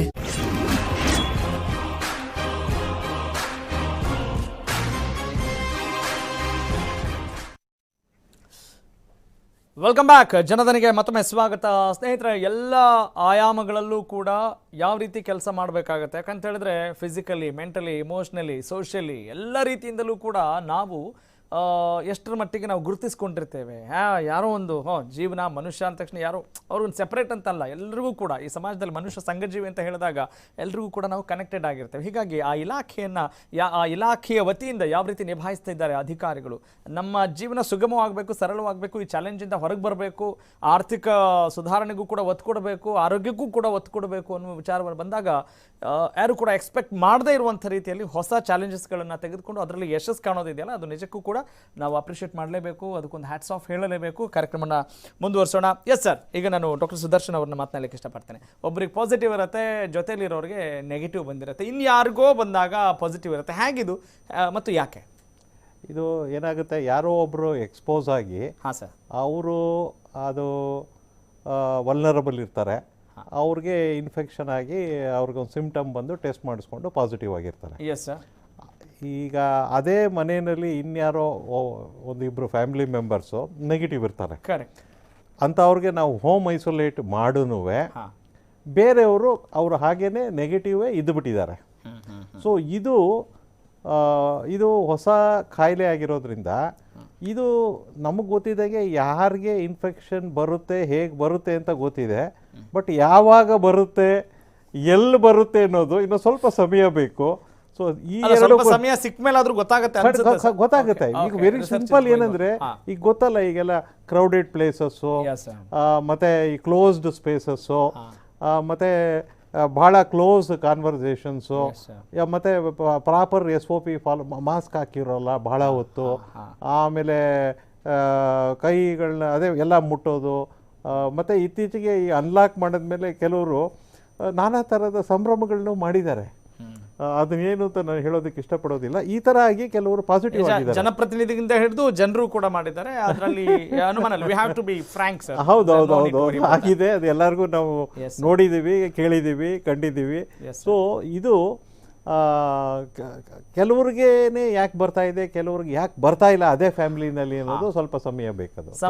ಅದಕ್ಕೆ ಇದಮ್ಮಿತ್ತಮ್ ಅಂತ ಹೇಳಕ್ ಆಗಲ್ಲ ಸದ್ಯಕ್ಕೆ, ಆದ್ರೆ ಹುಷಾರಾಗಿರ್ಬೇಕಾಗಿದೆ ಅಷ್ಟು ಮಾತ್ರ ಪಕ್ಕ ಅನ್ನೋದು ಡಾಕ್ಟರ್ ಸುದರ್ಶನ್ ಅವರ ಮಾತು. ಓಕೆ, ಈಗ ಅಜಯ್ ಸೇಠ್ ಸರ್, ಈ RTMHC ಏನು remote tele monitoring health care ವಿಚಾರಕ್ಕೆ ಸಂಬಂಧಪಟ್ಟ ಹಾಗೆ ಅದು ಹೇಗೆ ಕಾರ್ಯನಿರ್ವಹಿಸುತ್ತೆ, ಅದರ ಒಂದು ಕಾರ್ಯವೈಖರಿ ಹೇಗಿರುತ್ತೆ? ಅದರಲ್ಲಿ ಏನಿದೆ, ಯಾರು ಹೋಮ್ ಐಸೋಲೇಷನ್ ಇರ್ತಾರೆ ಅವರಿಗೆ ಡಾಕ್ಟರ್ ಸುದರ್ಶನ್ ಅಲ್ಲಿ ಇರ್ತಕ್ಕಂಥದ್ದು ಅವರದ್ದು ಅಧ್ಯಕ್ಷದಲ್ಲಿ ಕಮಿಟಿ ಏನಿದೆ ಅವರು ಇರ್ತಾರೆ. ಆ ವ್ಯಕ್ತಿ, ಆ ರೋಗಿಗಳು ಪ್ರತಿ ದಿವಸ ಒಂದ್ಸಲ ಪ್ರತಿ ದಿವಸ ಯಾರು ಡಾಕ್ಟರ್ ಆಗಲಿ ಅಥವಾ ನರ್ಸ್ ಆಗಲಿ ಮಾಡಿ ಅವರಿಗೆ ಜ್ವರ ಇದೆಯಾ, ಯಾವ ಬೇರೆ ಸಿಂಪ್ಟಮ್ ಇದೆಯಾ ಅದು ತಿಳ್ಕೊಬೇಕು ಅಂತ. ಯಾವ್ದು ಸಿಂಪ್ಟಮ್ ಬಂದರೆ ಆವಾಗ ನಾವು ಹಾಸ್ಪಿಟಲ್ ಆಗಲಿ CCಗೆ ಒಂದು ಕೋವಿಡ್ ಕೇರ್ ಸೆಂಟರ್ಗೆ ಟ್ರಾನ್ಸ್ಫರ್ ಮಾಡಬೇಕಾಗ್ತದೆ. ಸೊ ಆವಾಗ ಏನಿದೆ, ನಾವು ಸುಮಾರು ಒಂದು 24 ಇಂದ 48 ತಿಂಗಳ ತಾಸು ಒಳಗಡೆ within 1 day, our attempt is to do it within a day ಆವಾಗ ನಾವು ಅವರ ನಂಬರು, ಫೋನ್ ನಂಬರು ನಮ್ಮ ಒಂದು ಏಜೆನ್ಸಿಗೆ ಕೊಡ್ತೀವಿ ಅಂತ. ಅವರು ದಿವಸದಲ್ಲಿ ಒಂದ್ಸಲ ಫೋನ್ ಮಾಡ್ತಾರೆ. ಫೋನ್ ಮಾಡಿಬಿಟ್ಟು ಕೇಳ್ತಾರೆ ಲಕ್ಷಣಗಳು ಇದೆಯಾ ಅಲ್ವಾ. ಪ್ಲಸ್ ಮೊದಲನೇ ದಿವಸ ಬಂದಾಗ ಅವ್ರಿಗೆ ಹೇಳ್ತಾರೆ ಮನೆಯಲ್ಲಿ ಏನೇನೇ ಎಚ್ಚರಿಕೆ ಅವರು ತಗೋಬೇಕು, ಯಾವ ರೀತಿ ಇರಬೇಕು, ಕುಟುಂಬ ಅವರು ಬಂದು ಅವರ ಜೊತೆಗೆ ಯಾವ ಬಟ್ಟೆ ಏನಿದೆ, ಅವ್ರ ಪಾತ್ರ ಏನಿದೆ, ಅವರೇ ಖುದ್ದಾಗೇನೆ ಸ್ವಚ್ಛ ಮಾಡಬೇಕು. ಓಕೆ, ಆ ರೀತಿ ಇದು ಊಟ ಕೊಟ್ಟು ಹೋಗ್ತಾರೆ, ಊಟ ದೂರಿಂದ ಕೊಟ್ಟು ಹೋಗ್ಬೇಕು ಅಂತ ಅವರು ಬಂದ, ಆದರೆ ಅದೇ ಪಾತ್ರೆ ಬೇರೆ ಕುಟುಂಬಲ್ಲಿ ಅವ್ನು ಉಪಯೋಗ ಮಾಡಬಾರ್ದು. ಆ ರೀತಿ ಆನ್ ಬೋರ್ಡಿಂಗ್ ಅಂತ ಹೇಳ್ತೀವಿ. ಫಸ್ಟ್ ಡೇ ಅಲ್ಲಿ ಅವೆಲ್ಲ ರಿಮೋಟ್ ಪ್ಲೇಸಸ್ಗಳಲ್ಲಿ, ಹಳ್ಳಿಗಳಲ್ಲಿ ಬಾಂಧವ್ಯಕ್ಕೆ ನಗರ ಪ್ರದೇಶಗಳಿಗಿಂತಲೂ ಹೆಚ್ಚು ಒತ್ತಿರುತ್ತೆ. You know that. ಅಲ್ಲಿ ಒಂದು ಹ್ಯುಮ್ಯಾನಿಟಿ ಅನ್ನೋದು ಜಾಸ್ತಿ ಇರುತ್ತೆ. ಅವ್ರಿಗೆ ತಮಗೇನಾಗ್ತಾ ಇದೆ ಅನ್ನೋದು ಅಂದರೆ ತುಂಬ ಎಚ್ಚರಿಕೆಯಿಂದ, ಸೋಷಿಯಲ್ ಡಿಸ್ಟೆನ್ಸಿಂಗ್ ಅನ್ನೋದು ಏನೋ ದೊಡ್ಡ ಪಾಪ, ಅಸ್ಪೃಶ್ಯ ನಾವು ಅನ್ನೋ ಒಂದು ಮಾತು ಕೂಡ ಕೇಳಿಬರ್ತದೆ. ಹೀಗಾಗಿ ಅಲ್ಲಿ ಅವೇರ್ನೆಸ್ ಮೂಡಿಸೋದು ಬಹಳ ಕಷ್ಟ ಅಂತ ಅನಿಸುತ್ತಾ? ಅದರಲ್ಲಿ ಏನಿದೆ, ನಾವೀಗ ಒಂದು ಕನ್ನಡ ಮಾಧ್ಯಮದಲ್ಲಿನ ಕೂಡ ನಾವೊಂದು ವಿಡಿಯೋನ ಮಾಡಿದ್ದೀವಿ. ಒಂದು 30 ಸೆಕೆಂಡ್ ಒಂದಿದೆ, ಒಂದು ಸುಮಾರು 3 ನಿಮಿಷದ ಕೂಡ ಒಂದು ವಿಡಿಯೋ ಇದೆ. ಅದು ಕೂಡ ನಾವು ವಾಟ್ಸಪ್ ಮೇಲೆ ಆಗಲಿ ಅಥವಾ ಯಾವೊಂದು ಬೇರೆ ಬೇರೆ ಮಾಧ್ಯಮದಿಂದ ಕೂಡ ಜನರಿಗೆ ಗೊತ್ತಾಗ್ಲಿ ಅಂತ. ಇದು ಸೋಷಿಯಲ್ ಡಿಸ್ಟೆನ್ಸಿಂಗು ಒಂದು ರೀತಿಯಲ್ಲಿ ವ್ಯಾಕ್ಸಿನು. ಇದು ಪರ್ಮನೆಂಟ್ ಆಗಿ ದೂರ ಆಗಿರ್ಬೇಕು ಅಂತದಿಲ್ಲ. ಒಂದು 10 ದಿವಸ ಸ್ವಲ್ಪ ದೂರ ಆಗಿರ್ಬೇಕು ಅಂತ. ಯಾಕಂದ್ರೆ ಒಬ್ಬರಿಂದ ಇನ್ನೊಬ್ಬರಿಗೆ ಸಂಕ್ರಮಣ ಹೋಗಬಾರ್ದು ಅಂತ. ಉದಾಹರಣೆ ಹೇಳ್ಬೇಕಾದ್ರೆ ಬಹಳ ಹಳ್ಳಿಗಳಲ್ಲಿ ನಮ್ಮ ರಾಜ್ಯದಲ್ಲಿ ಬೇರೆ ಕಡೆಯಿಂದ ಯಾರು ಬಂದ್ರು, ಫಾರ್ ಎಕ್ಸಾಂಪಲ್ ಬೇರೆ ರಾಜ್ಯದಿಂದ ಬಂದು ಬೆಂಗಳೂರಲ್ಲಿ ಕೆಲಸ ಮಾಡ್ತಾ ಇದ್ರು, ಅದೇ ರೀತಿ ನಮ್ಮ ರಾಜ್ಯದಿಂದ ಬಹಳ ಜನರು ಹೋಗಿ ಮುಂಬೈ ಆಗಲಿ ಅಥವಾ ಬೇರೆ ತಮಿಳುನಾಡು ಅಲ್ಲಿ ಆಗಲಿ ಅಲ್ಲೇ ಕೂಡ ಕೆಲಸ ಮಾಡ್ತಾ ಇದ್ರು. ಅವರು ಕೂಡ ವಾಪಸ್ ಬಂದರು. ವಾಪಸ್ ಬಂದಾಗ ಬಹಳ ಹಳ್ಳಿಗಳಲ್ಲಿ ಶಾಲೆ ಆಗಲಿ ಅಥವಾ ಬೇರೆ ಯಾವ ಒಂದು ಕಮ್ಯುನಿಟಿ ಸೆಂಟರ್ ಆಗಲಿ ಅಂತ ವಾಪಸ್ ಬಂದವರಿಗೆ ಅಲ್ಲಿಗೇನೆ ವ್ಯವಸ್ಥೆ ಮಾಡಿದ್ರು. ನೀವು ಬಂದು 10 ದಿವಸ ಅಲ್ಲೇರಿ, ಆವಾಗ ಬಂದು ಮನೆಗೆ ಸೇರಬೇಕು ಅಂತ. So what is the precaution is taking? ಎಲ್ಲರೂ ಒಬ್ಬರಿಂದ ಇನ್ನೊಬ್ಬರಿಗೆ ಹೋಗಬಾರ್ದು. That is the then it breaks the chain itself. So that is the one. In fact, till a medical medicine vaccine comes in, till then it is a behavioral medicine with us, behavioral vaccine with us. So ಹೀಗಾಗಿ ಇಲ್ಲಿ ಏನು ಸೂಚನೆಗಳನ್ನ ಸರ್ಕಾರ ಕೊಡುತ್ತೋ ಅದನ್ನ ಸೂಕ್ಷ್ಮವಾಗಿ ಪಾಲನೆ ಮಾಡೋದು ಆದ್ಯ ಕರ್ತವ್ಯ ಅನ್ನೋದು ಈ ಮೂಲಕ ಗೊತ್ತಾಗ್ತಾ ಇದೆ. ಸೂಚನೆ ಅಲ್ಲ, ಅದು ಸಲಹೆಗಳು ಇದೆ.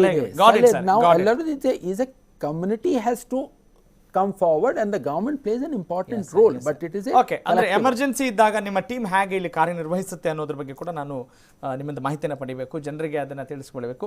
ಎಸ್, ಹಾಗೆಯೇ ಆರೋಗ್ಯ ಇಲಾಖೆಯಲ್ಲಿ ಆಗಿರ್ಬೋದು, ಅಂದರೆ ಕೋವಿಡ್ ಸೆಂಟರ್ಸ್ಗಳು ಸೆಂಟರ್ ಫಾರ್ ಕರಪ್ಷನ್ ಅಂತ ಅನ್ನೋ ಥರ ಆಗಿದೆ, ಭ್ರಷ್ಟಾಚಾರದ ಕೇಂದ್ರಗಳು ಅನ್ನುವ ಮಾತುಗಳು ಕೂಡ ಕೇಳಿ ಬರ್ತಾ ಇದ್ದಾವೆ. ಅದಕ್ಕೆ ಸ್ವತಃ ಆಯುಕ್ತರೇ ಪಂಕಜ್ ಕುಮಾರ್ ಪಾಂಡೆ ಅವರೇ ಕ್ಲಾರಿಫೈ ಮಾಡ್ತಾರೆ. ಅದಕ್ಕಿಂತ ಮುಂಚೆ let's take a very short break ನಾವು.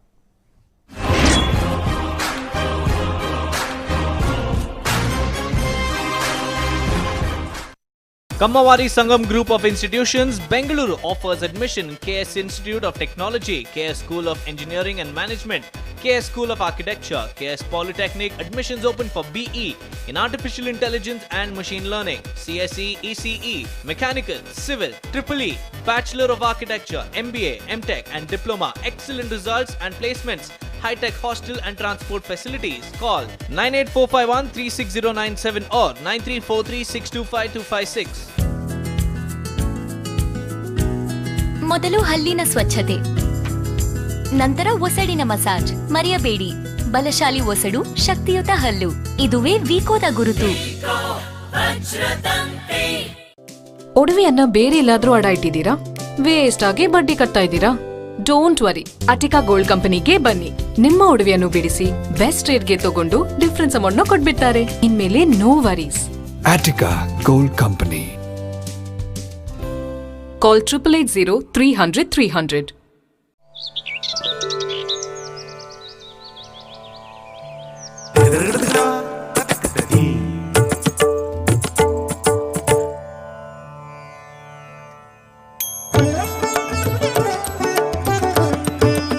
ದೃಢವಾದ ಬಂಧಗಳು ಎಂದೆಂದು ಹೊಸ ಸ್ಪರ್ಶದಿಂದ.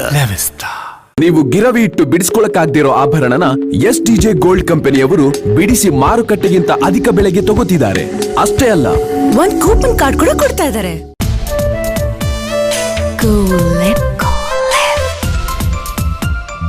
ಮಾಧುನಾ ಪಾಟಿ.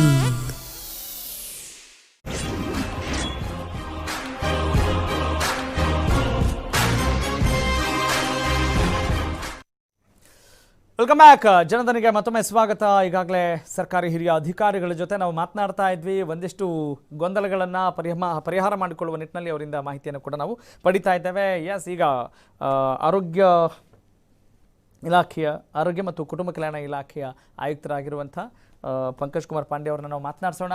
ಸರ್, ಈಗ ಕೋವಿಡ್ ಸೆಂಟ್ರಿಗೆ ಹೋಗ್ತೀವಿ, ಅಲ್ಲಿ ಒಬ್ರಿಗೆ ಟೆಸ್ಟ್ ಮಾಡ್ತಾರೆ, ಅದು ಹೆಂಗೆ ನಂಬೋದು? ನಾವೆಲ್ಲ ಆರಾಮಾಗೇ ಇದ್ದೀವಿ, ಆದರೂ ನಮಗೆ ಪಾಸಿಟಿವ್ ಅಂತ ಕೊಟ್ಬಿಟ್ಟಿದ್ದಾರೆ, ಹೆಂಗೆ ನಂಬೋದು ಅನ್ನೋ ಒಂದಿಷ್ಟು ಜನ ಪ್ರಶ್ನೆ ಮಾಡ್ತಾ ಇದ್ದಾರೆ ಮತ್ತು ಒಂದಿಷ್ಟು ಅನುಮಾನಗಳನ್ನು ಕೂಡ ವ್ಯಕ್ತಪಡಿಸ್ತಾ ಇದ್ದಾರೆ. ಅವರಿಗೆ ಸುಲಭವಾಗಿ ಏನೋ ಸೋಷಿಯಲ್ ಮೀಡಿಯಾ ತುಂಬ ಸುಲಭವಾಗಿ ಸಿಗುವಂಥ ಒಂದು ವೇದಿಕೆ, ಸಿಕ್ಕಾಪಟ್ಟೆ ಕರಪ್ಷನ್ ನಡೀತಾ ಇದೆ, ಭ್ರಷ್ಟಾಚಾರ ನಡೀತಾ ಇದೆ ಅನ್ನೋ ಆರೋಪಗಳು ಕೂಡ ಕೇಳಿ ಬರ್ತಾ ಇದ್ದಾವೆ. ಏನು ಹೇಳ್ತೀರಿ ಸರ್? ಮತ್ತೆ ಹೇಳಿ. ಅದು ಸರ್, ಈಗ COVID-19 ಸೆಂಟರ್ಸ್ ಅದು ಕರಪ್ಷನ್ ಸೆಂಟರ್ ಆಫ್ ಕರಪ್ಷನ್ ಅನ್ನೋ ಥರದಲ್ಲಿ ಮಾತನಾಡ್ತಾ ಇದ್ದಾರೆ, ಭ್ರಷ್ಟಾಚಾರದ ಕೇಂದ್ರಗಳು ಅನ್ನುವ ಆರೋಪಗಳನ್ನು ಮಾಡ್ತಾ ಇದ್ದಾರೆ. Do you agree with this? Otherwise what is the fact? No, that's completely wrong. COVID care centers are your treatment centers where the first line of treatment is given. ಯಾರು mildly symptomatic ಇದ್ದಾರೆ or asymptomatic ಯಾರಿಗೆ comorbidity ಇದೆ, ಅಲ್ಲಿ Covid care centres ಅಲ್ಲಿ treatment ಮಾಡ್ತಾ ಇದ್ದಾರೆ. ಬಹಳಷ್ಟು ಜಿಲ್ಲೆನಲ್ಲಿ ಮಾಡ್ತಾ ಇದ್ದಾರೆ. ಅಂಡ್ ಯಾವಾಗ ಸಿಚುವೇಶನ್ ಡಿಟೋರಿಯೇಟ್ ಆಗುತ್ತೆ ಅವಾಗ ಅವರಿಗೆ ಹಾಸ್ಪಿಟಲ್ ಕರ್ಕೊಂಡು ಹೋಗ್ತಾ ಇದ್ದಾರೆ. ಅಲ್ಲಿ ಎಲ್ಲ ಜಿಲ್ಲೆನಲ್ಲಿ ನಮ್ಮ ಜಿಲ್ಲಾಧಿಕಾರಿಗಳು ಮತ್ತೆ BBMP ನಲ್ಲಿ BBMP ಕಮಿಷನರ್ ಅವರು ಅದಕ್ಕೆ ನಡೆಸ್ತಾ ಇದ್ದಾರೆ, ಚೆನ್ನಾಗಿ ನಡೆಸ್ತಾ ಇದ್ದಾರೆ. ನಮ್ಮ ಹೆಲ್ತ್ ಡಿಪಾರ್ಟ್ಮೆಂಟ್ ಇಂದ ಮತ್ತೆ ಮೆಡಿಕಲ್ ಎಜುಕೇಶನ್ ಡಿಪಾರ್ಟ್ಮೆಂಟ್ ಎರಡು ಕಡೆಯಿಂದ ಡಾಕ್ಟರ್ಸ್, ನರ್ಸಸ್, ಮೆಡಿಸಿನ್ ಸಪೋರ್ಟ್ ಏನ್ ಬೇಕಾಗುತ್ತೆ ಅದು ಎಲ್ಲ ನಾವು ಕೊಡ್ತಾ ಇದ್ದೇವೆ. So all the covid care centres are being run properly. If and any scope of improvement is there that we are doing. ಹಾಗಾದ್ರೆ ಎಲ್ಲಿ ಯಾವ ಲೋಪದೋಷಗಳನ್ನ ತಿದ್ದುಕೊಳ್ಬಹುದು ಅಥವಾ ಇಂಥ ಅನುಮಾನಗಳು ಬರುವಂಥವರಿಗೆ ನೀವೇನು ಕಿವಿ ಮಾತು ಹೇಳ್ತೀರಿ ಸರ್? ಯಾರಿಗೆ ಅನುಮಾನ ಇದೆ, ನಮ್ಗೆ ಈಗ ಯಾರಿಗೆ ಸಜೆಷನ್ಸ್, ಕೆಲವು ಜನ ಹತ್ರ ಚೆನ್ನಾಗಿ ಸಜೆಷನ್ಸ್ ಇರ್ತದೆ, ಈ ತರ ಮಾಡಬಹುದು.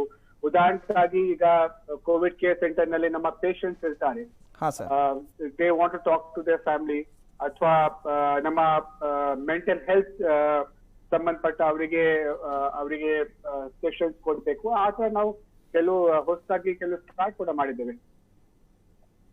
ಎಸ್, ಹೀಗಾಗಿ ಯಾವುದೇ ಆರೋಪ ಇದ್ರೂ ಕೂಡ ಆರೋಪದಲ್ಲಿ ಯಾವುದೇ ಹುರುಳಿಲ್ಲ ಅನ್ನೋದು ನಿಮ್ಮ ಸ್ಪಷ್ಟವಾದಂಥ ಒಂದು ಅಭಿಮತ. ಹಾಗೆಯೇ ಸರ್, ಈಗ ಗವರ್ಮೆಂಟ್ ಹಾಸ್ಪಿಟಲ್ಸ್ ತುಂಬಾ ಕಷ್ಟಪಟ್ಟು ದುಡಿದಿದ್ದಾವೆ, ಅದರಲ್ಲಿ ಎರಡು ಮಾತಿಲ್ಲ, ಹಗಲು ರಾತ್ರಿ ಅಂತ ಹೇಳದೆ ಕರೋನಾ ವಾರಿಯರ್ಸ್ ಆಗಿ ಕೆಲಸ ಮಾಡಿದ್ದಾರೆ. ಹಾಗೆಯೇ ಅದರ ಜೊತೆಗೆ ಒಂದಿಷ್ಟು ಸ್ವಾರ್ಥ ಸಾಧನೆಯನ್ನು ಕೂಡ ಮಾಡ್ಕೊಳ್ತಾ ಇದ್ದಾರೆ ಅನ್ನುವ ಒಂದಿಷ್ಟು ಬ್ಲೇಮಿಂಗ್ಸ್ಗಳು ಕೂಡ ಕೇಳಿ ಬರ್ತಾ ಇದ್ದಾವೆ. Do you agree with this?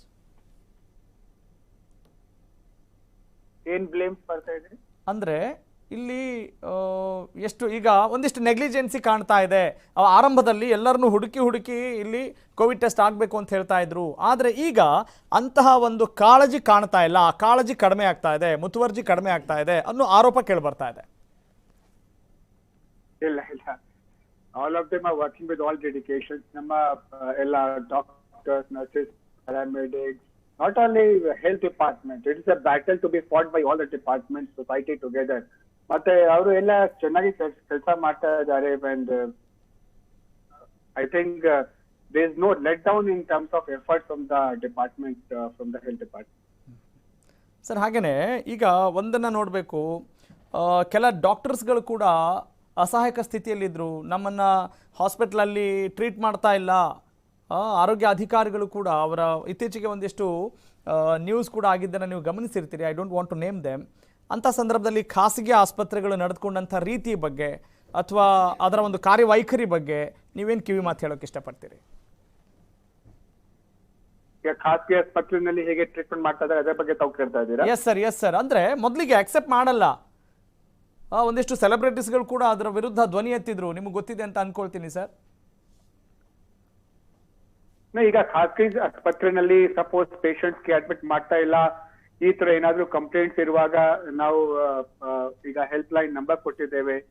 ಈಗ ಯಾರಿಗೆ ಸಿವಿಯರ್ ಅಕ್ಯೂಟ್ ರೆಸ್ಪಿರೇಟರಿ ಇನ್ಫೆಕ್ಷನ್ ಇದೆ ಅದರ ಬಗ್ಗೆ ಹೆಲ್ಪ್ ಲೈನ್ ನಂಬರ್ ಇದೆ. ಈಗ ಅದು ಸಿಸ್ಟಮ್ ಚೆನ್ನಾಗಿ ಸೆಟ್ ಆಗಿದೆ. ಬಹಳಷ್ಟು ಖಾಸಗಿ ಆಸ್ಪತ್ರೆ ಮೇಲೆ ನಾವು ಕ್ರಮ ಕೂಡ ತಗೊಂಡಿದ್ದೇವೆ. So we have taken action on inappropriate treatment and all that. Okay, got it sir. Thanks for your clarification. Okay, ಈಗ ನಾನು ಅಜಯ್ ಸೇಠ್ ಅವ್ರನ್ನ ಕೇಳ್ತೇನೆ. COVID-108 ಆ್ಯಂಬುಲೆನ್ಸ್ ಅಂದರೆ ಏನು? ಇದು ಹೇಗೆ ಬೇರೆ ಆ್ಯಂಬುಲೆನ್ಸ್ಗಿಂತ ಇದು ಹಿಂಗೆ ಡಿಫ್ರೆಂಟ್ ಆಗಿದೆ ಅಂತ ಹೇಳ್ತೀರಿ? ಈಗ ಆಂಬ್ಯುಲೆನ್ಸ್ ಇರೋದು ಒಂದೇ ರೀತಿಯಲ್ಲಿ, ಆದರೆ ಯಾವ ಒಂದು ಆಂಬ್ಯುಲೆನ್ಸ್ ನಾವು ಕೋವಿಡ್ ಪೇಷಂಟ್ಗೆ ಉಪಯೋಗ ಮಾಡ್ತೀವಿ ಆ ಆಂಬ್ಯುಲೆನ್ಸು ನಾವು ಬೇರೆ ರೋಗಗಳಿಗೆ ಮಾಡಬಾರ್ದು ಅಂತ, ಆದರೆ ಒಂದು ಸೆಪ್ರೇಟ್ ಫ್ಲೀಟ್ ಇರಬೇಕು. ಕರೆಕ್ಟ್. ಸೊ ಆ ರೀತಿ ಅವರು ಡಿವಿಷನ್ ಮಾಡ್ಕೊಂಡಿದ್ದಾರೆ. ಒಂದು ಕೋವಿಡ್ ರೋಗಿಗಳಿಗೆ ಒಂದು ಸೆಟ್ ಆಫ್ ಆಂಬ್ಯುಲೆನ್ಸಸ್, ಮತ್ತೆ ಬೇರೆ ರೋಗಗಳು ಕಾಯಿಲೆಗಳು ಬಂದೇ ಬರ್ತೈತಿ ಅದು ಬೇರೆಗಳು, ಅದಕ್ಕೆ ಒಂದು ಸೆಪ್ರೇಟ್ ಮಾಡ್ಕೊಂಡಿದ್ದಾರೆ. ಅದೇ ರೀತಿ ನಮ್ಮ ಆಸ್ಪತ್ರೆಗಳಲ್ಲಿ ಸಾಧ್ಯ ಮಟ್ಟಿಗೆ ಯಾವ ಆಸ್ಪತ್ರೆ ನಮ್ಮ ಕೋವಿಡ್ ಆಸ್ಪತ್ರೆ ಇದ್ದರೆ ಆವಾಗ ಬೇರೆ ರೋಗಿಗಳಿಗೆ ಆಸ್ಪತ್ರೆಯಲ್ಲಿ ಸೇರ್ಲಿಕ್ಕೆ ಇಲ್ಲ. ಆದರೆ ದೊಡ್ಡ ಆಸ್ಪತ್ರೆಗಳು ಏನಿದೆ ಅವ್ರಿಗೆ ಸೆಪ್ರೇಟ್ ವಿಂಗ್ ಇದೆ. ಅಂಥದ್ದು ಕಡೆಗೆ ಒಂದು ವಿಂಗಲ್ಲಿ ಕೋವಿಡ್ ರೋಗಿಗಳು, ಇನ್ನೊಂದು ವಿಂಗಲ್ಲಿ ನಾನ್ ಕೋವಿಡ್. ಅದೇ ರೀತಿ ನಮ್ಮ 108 ಆಂಬ್ಯುಲೆನ್ಸ್ ಅಲ್ಲಿ ಕೂಡ ಮಾಡ್ತಾರೆ. ಅದನ್ನು ಸೂಕ್ತವಾಗಿ ನಿಭಾಯಿಸುವಲ್ಲಿ ಇಲಾಖೆ ಯಶಸ್ಸನ್ನು ಕಂಡಿದೆ ಅಂತ ಅನ್ಸುತ್ತಾ ಸರ್? ಇದು ನಾವು ಒಂದು ಗಮನದಲ್ಲಿ ಒಂದು ವಿಷಯ ಇಟ್ಕೋಬೇಕು. Please sir. ನಾವು ಜೂನ್ವರೆಗೆ, ನಾವು ಮಧ್ಯ ಜೂನ್, ನಾವು ಸುಮಾರು 15 ಜೂನ್ವರೆಗೆ ಬ್ಯಾಂಗ್ಳೂರಲ್ಲಿ, ನಾವು ಬ್ಯಾಂಗ್ಳೂರ್ ಹೇಳ್ಬೋದು ಅಥವಾ ಇಡೀ ರಾಜ್ಯನೇ ಹೇಳ್ಬೋದು, ನಾವು ಎರಡನೇ ಹೇಳಲಿಕ್ಕೆ ಪ್ರಯತ್ನ ಪಡ್ತೀವಿ. ಬ್ಯಾಂಗ್ಳೂರಲ್ಲಿ ಇರ್ತಕ್ಕಂಥದ್ದು ಕೇಸ್ ಬರೋದು ಒಂದು 20-30 ಒಂದು ದಿವಸಲ್ಲಿ ಬರ್ಬೋದು. ರಾಜ್ಯದಲ್ಲಿ ಒಂದು ಸುಮಾರು 100-200 ಕೇಸ್ ಬರ್ತಾ ಇತ್ತು.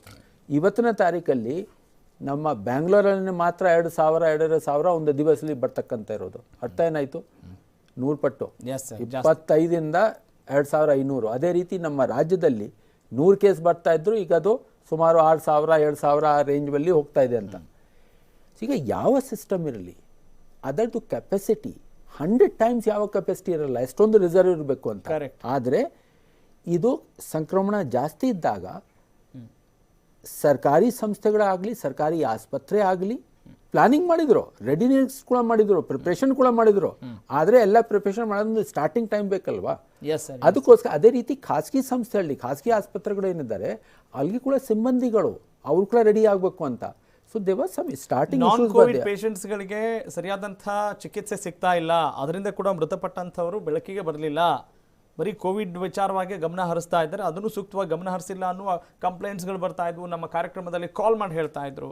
ಅಂಥವ್ರಿಗೆ ನಾವು ಉತ್ತರ ಕೊಡುವಾಗ ಹೆಲ್ಪ್ಲೆಸ್ ಆಗಿದ್ವಿ. ಸೊ ಈಗ ನೀವು ಬಂದಿರುವಾಗ ಈ ಮೂಲಕ ಅವರಿಗೆ ಒಂದಿಷ್ಟು ಉತ್ತರ ಕೊಡಲಿ ಅನ್ನೋದು ನನ್ನ ಒಂದು ಒಪಿನಿಯನ್ ಸರ್. ಇದು ಒಂದೇ ವಿಷಯ ಇದರಲ್ಲಿ ನಾವು ನೋಡಬೇಕು. ಮೊದಲನೇದಾಗಿ ಈ ರೋಗ ಏನಿದೆ ಅದು ಭಯ ಬೇಡ, ಆದರೆ ನಾವು ಏನು ಮಾಡಬೇಕು, ಲೈಫ್ ಇಸ್ ಇಂಪಾರ್ಟೆಂಟ್, ಜೀವ ಉಳಿಸಬೇಕು.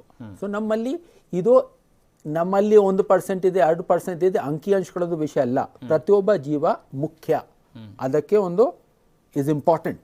So we have to save each and every life. Correct. ಆವಾಗ ಅದಾದಮೇಲೆ ಅವನು ದೇವರಿಗೆ ಅವನೇನು ಇದೆ ಅಂತ ಅದು ಬೇರೆ ಹೇಳ್ತೀವಿ ಅಂತ, ಆದರೆ ಈ should not become uncontrol. So here if the things are out of control ಆವಾಗ ಜಾಸ್ತಿ ಜನ ಸತ್ತಿರ್ತಾರೆ. ಈಗ ನಾವು ಒಂದು ಏನು ಹೇಳಬೇಕು, ಆದ ಕೂಡಲೇ ಟೆಸ್ಟಿಂಗ್ ಮಾಡಿಸಿ ಲಕ್ಷಣ ಬಂದ ಮೇಲೆ ಅವ್ರಿಗೆ ಆಸ್ಪತ್ರೆಯಲ್ಲಿ ಸೇರಿದರೆ ಇವತ್ತಿನ ತಾರೀಕಲ್ಲಿ ಕೂಡ ಯಾವೊಂದು 1% ಬರ್ತಾ ಇದೆ. ಅದಕ್ಕಿಂತ ನಾವು ಕಡಿಮೆ ತರಬೇಕು. ಆ ದಿಕ್ಕಿನಲ್ಲಿ ಕೆಲಸ ಸತತವಾಗಿ ಆಗ್ತಾ ಇದೆ. ನಾವು ಅಧಿಕಾರಿಗಳು ಮಾತಲ್ಲ, ಡಾಕ್ಟರ್ಗಳು continuously to bring down whatever is happening. You have to save each and every life. So that attempt is to go into that level. ಈ ರೋಗಿಂದ ಯಾವ ಸತ್ತಬಾರ್ದು, ಬೇರೆ ರೋಗಿಂದ ಹೋದ್ರೆ ಅದು ಬೇರೆ ವಿಷಯ. ಅದ್ರ ಜೊತೆಗೆ ಏನಾಯ್ತು, ಆಯ್ತಾಗೆಲ್ಲ ಅದಕ್ಕೆ ವ್ಯವಸ್ಥೆ ಆಗಿದೆ. ಹಿಂದಕ್ಕೆ ನಮಗೆ ಗೊತ್ತಿದೆ, ನಮ್ಮ ಆರೋಗ್ಯ ಕರ್ನಾಟಕ ಮತ್ತು ಆಯುಷ್ಮಾನ್ ಭಾರತ ಅನ್ನೋದು ಈಗ ಸೇರಿ ಒಂದು ಸ್ಕೀಮ್ ಇದೆ, ಆಯುಷ್ಮಾನ್ ಭಾರತ ಆರೋಗ್ಯ ಕರ್ನಾಟಕ ಏನಿದೆ. ಬಹಳ ಆಸ್ಪತ್ರೆಗಳಲ್ಲಿ ಸುಮಾರು 600-700 ಆಸ್ಪತ್ರೆಗಳು ಅಲ್ಲಿಗೆ ರಿಜಿಸ್ಟರ್ ಆಗಿ ನಮ್ಮ ಮಾಮೂಲಿ ಬೇರೆ ರೋಗಗಳಿದೆ ನೋಡ್ತಾ ಇದ್ರು. ಕೋವಿಡ್ ಬಂದಾಗ ಅದೇ ಆಸ್ಪತ್ರೆಯಲ್ಲಿ ಕೋವಿಡ್ ಸೇರಿದ ಮೇಲೆ ಬೇರೆ ಆಸ್ಪತ್ರೆಯಲ್ಲಿ ರಾಜ್ಯ ಸರ್ಕಾರ ವ್ಯವಸ್ಥೆ ಮಾಡಿದರೆ ಬೇರೆ ರೋಗಿಗಳು ಬೇರೆ ಆಸ್ಪತ್ರೆಯಲ್ಲಿ ಹೋಗಿ ಅಲ್ಲಿಗೆ ವ್ಯವಸ್ಥೆ ಮಾಡಬಹುದು. Got it, sir. So yes, there was some starting trouble because system trouble ಇದ್ದಿದ್ದು ನಿಜ, ಆದರೆ ಅದನ್ನ ನಿಭಾಯಿಸಿದ ರೀತಿ ಕೂಡ ಸಮರ್ಪಕವಾಗಿತ್ತು ಅನ್ನೋದು ಅಜಯ್ ಸೇಠ್ ಸರ್ ಅವರ ಒಂದು ಅಭಿಪ್ರಾಯ. ಜೊತೆಗೆ ಸರ್, ಈಗ ಐಸೋಲೇಷನ್ ನಿಯಮವನ್ನು ಉಲ್ಲಂಘನೆ ಮಾಡಿದರೆ ಆ ಪ್ರಕರಣವನ್ನು ಹೇಗೆ ನಿಭಾಯಿಸ್ತೀರಿ, ಅದು ಎಷ್ಟು ಮಟ್ಟಿಗೆ ಸವಾಲಾಗಿರುತ್ತೆ ಅನ್ನೋದು ಬಹಳಷ್ಟು ಜನರಿಗೆ ಕುತೂಹಲ ಆಗಿದೆ. ಅದರಲ್ಲಿ ನಮಗೆ ಒಂದು 2-3 ರೀತಿ ಇರೋದು. ಒಂದು, ಪ್ರತಿ ದಿವಸ ಯಾರು ಐಸೋಲೇಷನಲ್ಲಿ ಇದ್ದಾರೆ ಅಥವಾ ಯಾರು ಪ್ರೈಮರಿ ಕಾಂಟ್ಯಾಕ್ಟ್ ಯಾರಿದ್ದಾರೆ ಅವರಿಗೆ 3 ದಿವಸದಲ್ಲಿ ಒಂದ್ಸಲ ಯಾರೋ ಹೋಗಿ ಅವರಿಗೆ ಮನೆಯಲ್ಲಿ ಕೇಳ್ತೀವಿ, ಮತ್ತು ಅವ್ರಿಗೆ ಹೇಳ್ತೀವಿ ಸರ್ ಮನೆಯಲ್ಲಿ ಇರಿ ಅಂತ. ಓಕೆ ಒಂದು 14 ದಿವಸ ಮನೆಯಲ್ಲಿ ಇರಬೇಕು ಅಂತ. ಮಧ್ಯದಲ್ಲಿ ನಾವು ಫೋನ್ ಮಾಡಿ ಅವ್ರಿಗೆ ಕೇಳ್ತಾ ಇರ್ತೀವಿ. ಮತ್ತು ಅದು ಮುಖ್ಯ ಅಲ್ಲ, ನೀವು ಐಸೋಲೇಷನ್ ಇರಬೇಕು ಅಂತ. ತಮಗೆ ಗೊತ್ತಿದೆ, ಒಂದು ಆಪ್ತ ಮಿತ್ರ ಅಂತ ಸರ್ಕಾರವನ್ನು ವ್ಯವಸ್ಥೆ ಮಾಡಿದ್ದಾರೆ. ಫೋನ್ ಮಾಡಿದಾಗ ನಾವು ಫಸ್ಟ್ ಪ್ರಶ್ನೆ ಕೇಳೋದು, ನೀವು ಮನೆಯಲ್ಲಿ ಇದ್ದೀರಾ ಅಂತ ನಾವು ಕೇಳ್ತಾ ಇಲ್ಲ, ಆರೋಗ್ಯವಾಗಿ ಇದ್ದೀರಾ, ಏನಾದ್ರು ಲಕ್ಷಣಗಳು ಇದೆಯಾ, ತಮ್ಗೆ ಏನಾದ್ರು ಸಿಂಪ್ಟಮ್ಗಳಿದ್ರೆ ಏನಾದ್ರು ವ್ಯವಸ್ಥೆ ಮಾಡಬೇಕಾ, ಅದು ಎಲ್ಲ ಆದ್ಮೇಲೆ ದನ್ ಕೇಳ್ತೀವಿ ಸರ್ ಮನೆಯಲ್ಲಿ ಇದ್ದೀರಾ ಅಂತ. ಯಾಕಂದ್ರೆ ಅವ್ರ ಅಕಸ್ಮಾತ್ ಲಕ್ಷಣ ಬಂದರೆ ಅವರಿಗೆ ನಾವು ಮೆಡಿಕಲ್ ಕೇರ್ ಕೊಡಬೇಕು ಅಂತ ಅದು ಮುಖ್ಯ. It is a both the works are being done together ಅಂತ. Yes sir got it sir. Okay ಸ್ನೇಹಿತರೆ, ಒಂದಂತೂ ನಿಜ, ಯಾವುದೇ ಸವಾಲು ಬಂದಾಗ ಅಥವಾ ಯಾವುದೇ ಒಂದು ಹೊಸ ವಿಚಾರ ಬಂದಾಗ ಎಷ್ಟೇ ಪರಿಹಾರ ಸಿಕ್ಕರೂ ಕೂಡ ಅದರ ಜೊತೆಗೆ ಒಂದಿಷ್ಟು ಪ್ರಶ್ನೆಗಳು ಉದ್ಭವ ಆಗ್ತಾ ಇರ್ತವೆ. ಯಾಕಂತ ಹೇಳಿದ್ರೆ ವಿ ಆರ್ ನಾಟ್ ಮಷಿನ್. ಮನುಷ್ಯ ಒಂದು ಜೀವ, ಒಂದು ಸಫಿಸ್ಟಿಕೇಟೆಡ್ ಆ್ಯನಿಮಲ್ ಅಂತ ನಾವು ಹೇಳ್ತೇವೆ. ಹೀಗಾಗಿ ದಿನನಿತ್ಯದ ಜೀವನ ಇನ್ನಷ್ಟು ಚೆನ್ನಾಗಾಗಬೇಕು, ಜೀವನ ನಿರ್ವಹಣೆ ಆಗಬೇಕು ಅನ್ನುವ ತರಾತುರಿಯಲ್ಲಿ ಒಂದಿಷ್ಟು ಅವಘಡಗಳಾಗಿದ್ದು ನಿಜ. ಆದರೆ ಅದನ್ನು ನಿಭಾಯಿಸಿದಂಥ ರೀತಿ ಕೂಡ ಬಹಳ ಶ್ಲಾಘನೀಯ ಅನ್ನೋದನ್ನು ಈ ಸಂದರ್ಭದಲ್ಲಿ ನಾವು ಪದೇ ಪದೇ ಹೇಳಲೇಬೇಕಾಗಿದೆ. ಎಸ್, ಹಾಗೆಯೇ ಈಗ ನಾವು ಆರೋಗ್ಯದ ವಿಚಾರಕ್ಕೆ ಬಂತ ಹೇಳಿದ್ರೆ ನಾವು ಡಾಕ್ಟರ್ ಸುದರ್ಶನ್ ಅವ್ರನ್ನ ಮಾತನಾಡಲಿಕ್ಕೆ ಇಷ್ಟಪಡ್ತೇನೆ. ಕೋವಿಡ್ ಕುರಿತು ಸಿಕ್ಕಾಪಟ್ಟೆ ಮಿತ್ಗಳಿದ್ದಾವೆ. ಆ ಮಿತ್ಗಳನ್ನು ಅಂದರೆ social media is also very effective, ಅಂದರೆ ಜನರಿಗೆ ಸುಲಭವಾಗಿ ಸಿಗ್ತಾ ಇದೆ. ಆ ಮಿತ್ಗಳ ಬಗ್ಗೆ ತಮ್ಮ ಒಪಿನಿಯನ್ ಏನು? ಮತ್ತು ದಿನಕ್ಕೆ ಸಾವಿರಾರು ಜನ ಕೂಡ ಈಗ ಏನು ಜಾಸ್ತಿ ಸಂಖ್ಯೆಯಲ್ಲಿ 6,000 7,000 ದಿನನಿತ್ಯ ಆ ಸಂಖ್ಯೆ ಜಾಸ್ತಿ ಆಗ್ತಾನೆ ಇದೆ. ಈ ಸಂಖ್ಯೆ ಎಲ್ಲಿವರೆಗೂ ಹೋಗಬಹುದು ಅನ್ನುವ ಒಂದು ಆತಂಕ. ಇದು ಯಾವಾಗ ಸ್ಟಾಪ್ ಆಗತ್ರಿ ಅನ್ನೋದು ಒಂದು ಪ್ರಶ್ನೆ. ಇದು ಸ್ಟಾಪ್ ಅಂತ ಆ ಪ್ರಶ್ನೆ ಕೇಳೋದು ಸಮಂಜಸ ಅಲ್ಲ, ಬಟ್ ಆ ಪ್ರಶ್ನೆಗಳು ಬರ್ತಾ ಇದ್ದಾವೆ. ಜೀವನದ ಒಂದು ಪರಿಸರದಲ್ಲಿ ನಾವು ನೋಡಿದ್ರೆ ಜನ ಈಗ ಅನ್ಲಾಕ್ ಆದಮೇಲೆ ಅವ್ರ ಕೆಲಸಗಳನ್ನ ಮಾಡೋದಕ್ಕೆ ಶುರು ಮಾಡಿದ್ದಾರೆ. Yes sir. ಬಟ್ ಏನಾಗಿದೆ, ಕೆಲವು ಸ್ಟಿಗ್ಮಾಗಳು ಏನು ಬಂದಿದೆ, ಈಗ ನಾವು ಕೈಗೆ ಸೀಲ್ ಆಗ್ತಿದ್ದು ಮುಂಚೆ ಅದು ತೆಗೆದಿದೆ. ಕರೆಕ್ಟ್. ಸೀಲ್ ಡೌನ್ ಮಾಡೋದು, ಕ್ಲೋಸ್ ಡೌನ್ ಮಾಡೋದು ಅದು ಹೋಗಿದೆ, ಬೈ ಆ್ಯಂಡ್ ಲಾರ್ಜ್ ಎಲ್ಲ ಹೋಗಿದೆ. ಈಗ ಅಂದ್ರೆ ನೀವು ಭಯ ಪಡೋ ಅವಶ್ಯಕತೆ ಇಲ್ಲ ಅಂತ ಅಂದ್ರೆ ಇದೆಲ್ಲ ಏನಂತಂದ್ರೆ, ನಿಮಗೆ ರೋಗ ಲಕ್ಷಣಗಳು ಏನಾದರೂ ಬಂದರೆ, ನೆಗಡಿ, ಕೆಮ್ಮು, ಜ್ವರ, ಉಸಿರಾಟದ ತೊಂದರೆ, ಈ ವಾಸನೆಯಲ್ಲಿ ಟೇಸ್ಟಲ್ಲಿ ವ್ಯತ್ಯಾಸ ಆದರೆ ಬೇಗ ಟೆಸ್ಟ್ ಮಾಡಿಸ್ಕೊಳ್ಳಿ. ನಿಮ್ಮಲ್ಲಿ ಒಂದು ಫೆಸಿಲಿಟಿ ಇದ್ದರೆ ಹೋಮ್ ಐಸೋಲೇಷನ್ನೇ ಆಗುತ್ತೆ. ಇಲ್ಲ ಅಂತ ಅಂದರೆ ನೀವು ಟ್ರೀಟ್ಮೆಂಟ್ ತೊಗೋಬೋದು. ಈಗ ಆಸ್ಪತ್ರೆ ಆಗಲಿ, ಕೋವಿಡ್ ಕೇರ್ ಸೆಂಟ್ರಲ್ಲಿ ಎಲ್ಲ ಆಗುತ್ತೆ. ಸೊ ಈ ಥರ ನಾವು ಡಿಸೀಸು ಡಿಸ್ಟಿಗ್ಮಟೈಸು ಮಾಡಲಾಗಿದೆ. ಫೆಸಿಲಿಟೀಸು ಈಗ ಅವೈಲೇಬಲ್ ಇದೆ. ಟೆಸ್ಟ್ ಮಾಡಿಕೊಳ್ಳೋದಕ್ಕೆ ಜನ ಇನ್ನೂ ಸ್ವಲ್ಪ ಭಯ ಪಡ್ತಿದ್ದಾರೆ. ಇನ್ನೊಂದು ಸ್ವಲ್ಪ ಭಯ ನಿವಾರಣೆ ಆಗಬೇಕು. ನಿಮಗೆ ಏನಾದರೂ ಈ ಕೆಲವು ರೋಗ ಲಕ್ಷಣಗಳು ಬಂದರೆ ದಯವಿಟ್ಟು ಟೆಸ್ಟ್ ಮಾಡಿಸ್ಕೊಳ್ಳಿ. ಅದು ನನ್ನ ಒಂದು ನೇರ ಸಂದೇಶ. ಟೆಸ್ಟ್ ಮಾಡಿಸ್ಕೊಂಡು ಗಾಬರಿ ಆಗೋದೇನಿಲ್ಲ. ಹೋಗೋಕೆ ಹಿಂದೆ ಮುಂದೆ ಬೇಡ, ಎಣಿಸೋದು ಬೇಡ. ಟೆಸ್ಟ್ ಮಾಡಿಸ್ಕೊಳ್ಳಿ. ಟೆಸ್ಟ್ ಮಾಡಿಸ್ಕೊಳ್ಳಿ. ಓಕೆ, ಟೆಸ್ಟ್ ಅಲ್ಲಿ ಪಾಸ್ ಆಗ್ತೀರಿ. ನೆಗೆಟಿವ್ ಬಂದ್ರೆ ಪಾಸು ಅಲ್ವಾ sir? Okay, thank you. Yes, Amar Kumar Pandey sir, ಈಗ ಆರಂಭದಲ್ಲಿ ಪರಿಸ್ಥಿತಿ ತುಂಬ ಕೆಟ್ಟದಾಗಿತ್ತು. ರಾಜ್ಯದಲ್ಲಿ ಏನು 3ನೇ ಸ್ಥಾನದಲ್ಲಿ ಇದ್ವಿ, ಟಾಪ್ ರೇಟೆಡ್ ಆಗಿದೆ. ಈಗ ಒಂದು 10ನೇ ಸ್ಥಾನಕ್ಕೆ ಬಂದಿದ್ದೀವಿ. ಅಂದರೆ ಯಾವ ವಿಚಾರ? ಉಲ್ಟಾ ರ್ಯಾಂಕ್ ವೈಸ್ ನೋಡಿದರೆ ಗುಣಮುಖರಾಗೋ ಸಂಖ್ಯೆಯಲ್ಲಿ ನಾವು ಸ್ವಲ್ಪ ಏರಿಕೆಯನ್ನು ಕಾಣ್ತಾ ಇದ್ದೀವಿ, ಅದರಲ್ಲಿ ಯಾವ ಅನುಮಾನ ಇಲ್ಲ. ಆದರೆ ರಾಜ್ಯ ಸರ್ಕಾರ ತೆಗೆದುಕೊಂಡಂಥ ಕ್ರಮಗಳು ಎಫೆಕ್ಟಿವ್ ಆಗಿ ಜನರಿಗೆ ರೀಚ್ ಆಗಿದೆ ಅಂತ ಅನ್ಸುತ್ತಾ, ಅಥವಾ ಇನ್ನಷ್ಟು ಬದಲಾವಣೆಗಳನ್ನ ಮಾಡ್ಕೊಳ್ಬೇಕಾಗಿತ್ತು ಅಂತ ಅನ್ಸುತ್ತಾ, ಅಥವಾ ಮಾಡ್ಕೊಳ್ಳದೆ ಹೋದರೆ ಈಗ ನಮ್ಮ ಸಾರ್ವಜನಿಕರಿಗೆ ನೀವು ಮಾಡುವಂಥ ಮನವಿ ಏನು? ಇಂಥ ಒಂದು ವಿಶಾಲವಾದಂಥ ಸಮಸ್ಯೆ ಬಂದಾಗ ಸರ್, ಪ್ರತಿಯೊಬ್ಬರು ಅವ್ರ ಸಾಮರ್ಥ್ಯ ಅಷ್ಟು ಅವರು ಸಹಕಾರವನ್ನು ನೀಡಬೇಕು. ಅದು ಭಾಳ ಮುಖ್ಯ. ಇದು ಬರೇ ಒಂದು ತಂತ್ರದ ಕೆಲಸ ಅಲ್ಲ. ಇದು ಪ್ರಜಾತಂತ್ರದಲ್ಲಿ, ಪ್ರಜಾಪ್ರಭುತ್ವ ಸಂದರ್ಭದಲ್ಲಿ ಪ್ರಜೆಗಳು ಇದಕ್ಕೆ ಅವರು ಯೋಗಿಯಾಗಿ ಮುಂದೆ ಬರಬೇಕು. ಅವರು ಸಮಾಜದಲ್ಲಿ ನಿರೋಗವನ್ನು ಹೆಚ್ಚಿಸಲಿಕ್ಕೆ ಅವರು ಕರ್ತವ್ಯ ಪಾಲನೆಯನ್ನು ಮಾಡಬೇಕು. ಏನಿಲ್ಲ, ಸಿಂಪಲ್ ಇದೆ. ಇದು ನಾವು ಸರಿಯಾಗಿ ಇರಬೇಕಾದ್ರೆ ನಮ್ಮ ಕೈಯಲ್ಲಿ ಇದೆ. ಇದು ಒಂಥರ ಸಂಕ್ರಮಣ ಅಂದರೆ ಇದು ನಾವು ಸ್ವಲ್ಪ ಜಾಗರೂಕ ಆದರೆ ನಾವೇ ಈ ಸಂಕ್ರಮಣ ಮುಗಿಸ್ಬೋದು. ಯಾವ ವ್ಯಾಕ್ಸಿನ್ ಬೇಕಿಲ್ಲ, ಯಾವ ಮೆಡಿಸಿನ್ ಬೇಕಿಲ್ಲ, ಯಾವ್ದು ಬೇಕಿಲ್ಲ. ಇದು ಚೇನ್ ಸಾಹೇಬರು ಹೇಳಿದ್ರಲ್ಲ, AC ಸಾಹೇಬರು, ಆ ಚೇನನ್ನು ನಾವು ಬ್ರೇಕ್ ಮಾಡೋಕ್ಕೆ ನಮಗೆ ಎಷ್ಟು ಕೆಪಾಸಿಟಿ ಇದೆ, ನಾವು ಪ್ರಯತ್ನ ಮಾಡಿದರೆ ಖಂಡಿತ ಈ ರೋಗ ಹೋಗುತ್ತೆ. ಮತ್ತು ಆದಷ್ಟು ಶೀಘ್ರದಲ್ಲಿ ಲಸಿಕೆ ಕೂಡ ಬೇಗನೆ ಬರುತ್ತೆ ಅನ್ನೋ ಆಶ್ವಾಸನೆಯನ್ನ ಕೊಡಬಹುದು ಅಂತ ಅನ್ಸುತ್ತೆ.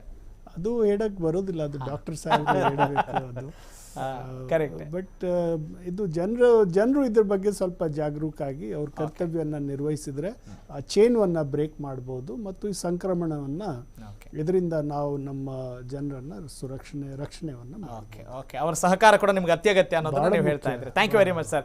ಎಸ್, ಇನ್ನು Pankaj Kumar Pandey sir, last word. ಈಗಾಗಲೇ ಆರೋಗ್ಯ ಇಲಾಖೆ ಅತ್ಯುತ್ತಮವಾಗಿ ಕಾರ್ಯನಿರ್ವಹಿಸಿದೆ. ಅಲ್ಲೋ ಇಲ್ಲೋ ಒಂದಿಷ್ಟು ಆರೋಪಗಳು ಬಂದರೂ ಕೂಡ ಅದನ್ನ ನಿಭಾಯಿಸಿ ಅದರಲ್ಲಿ ಯಶಸ್ಸನ್ನ ಕಂಡಿರೋ ರೀತಿಗೆ ನಾವು ಅಭಿನಂದನೆಗಳನ್ನ ಹೇಳ್ತೇವೆ. What's your your last words, sir.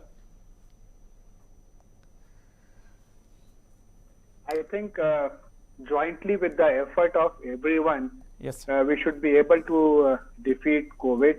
We'll come out winner, and that's all. We need the support of people, a responsible behavior from everyone. Adu bada important. Yes, sir. Got it, sir. Thank you very much. Thank you all of you for joining us. ಬಹಳ ಅದ್ಭುತವಾಗಿ ನೀವು ಮಾಹಿತಿಯನ್ನು ಕೊಡೋದ್ರ ಜೊತೆಗೆ ನಿಮ್ಮ ಜವಾಬ್ದಾರಿ, ಕಾಳಜಿ, ಮುತುವರ್ಜಿ ಎಲ್ಲವೂ ಕೂಡ ಸಮಾಜದ ಮೇಲೆ ಬಹಳ ಪರಿಣಾಮಕಾರಿಯಾಗಿದೆ ಅನ್ನೋದು ನನ್ನ ಅಭಿಪ್ರಾಯ. ನಮ್ಮ ವ್ಯೂವರ್ಸ್ಗೂ ಕೂಡ ಅದು ಇಷ್ಟ ಆಗಿದೆ ಅಂತ ನಾನು ಭಾವಿಸ್ತೇನೆ. ಧನ್ಯವಾದಗಳು.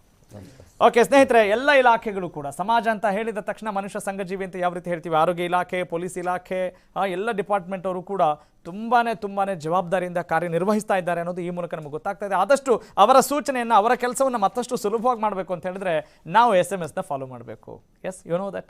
S, social distancing, mask up ಮತ್ತು ಸ್ಯಾನಿಟೈಸೇಷನ್ ಅಷ್ಟನ್ನು ಕಾಪಾಡಿಕೊಂಡ್ರೆ ನಾವು ಖಂಡಿತವಾಗ್ಲೂ ಇದರಿಂದ ಅತಿ ಶೀಘ್ರವೇ ಹೊರಗೆ ಬಂದು ನಮ್ಮ ಜೀವವನ್ನು ರಕ್ಷಣೆ ಮಾಡ್ಕೋಬಹುದು, ಜೀವನವನ್ನು ನಿರ್ವಹಣೆ ಮಾಡ್ಬೋದು ಅನ್ನೋದು ಈ ಅಧಿಕಾರಿಗಳು ಕೊಟ್ಟಂಥ ಒಂದು ಸಾರಾಂಶ ಅಂತ ನಾನು ಭಾವಿಸ್ತೇನೆ. ಇದಾಗಿತ್ತು ಈ ಹೊತ್ತಿನ ವಿಶೇಷ ಜನಧನಿ ಕಾರ್ಯಕ್ರಮ. ನಾನು ನಿಮ್ಮ ರಾಘವ ಸೂರ್ಯ. ನಮಸ್ಕಾರ.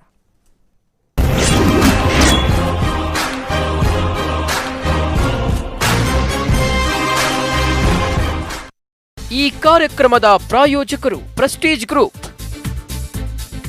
ಕಷ್ಟ ಕಾಲದಲ್ಲಿ ಕೈ ಹಿಡಿಯೋರು ಬಂಧುಗಳು ಅನ್ನೋದು ಬರೀ ಮಾತುಗಷ್ಟೇ.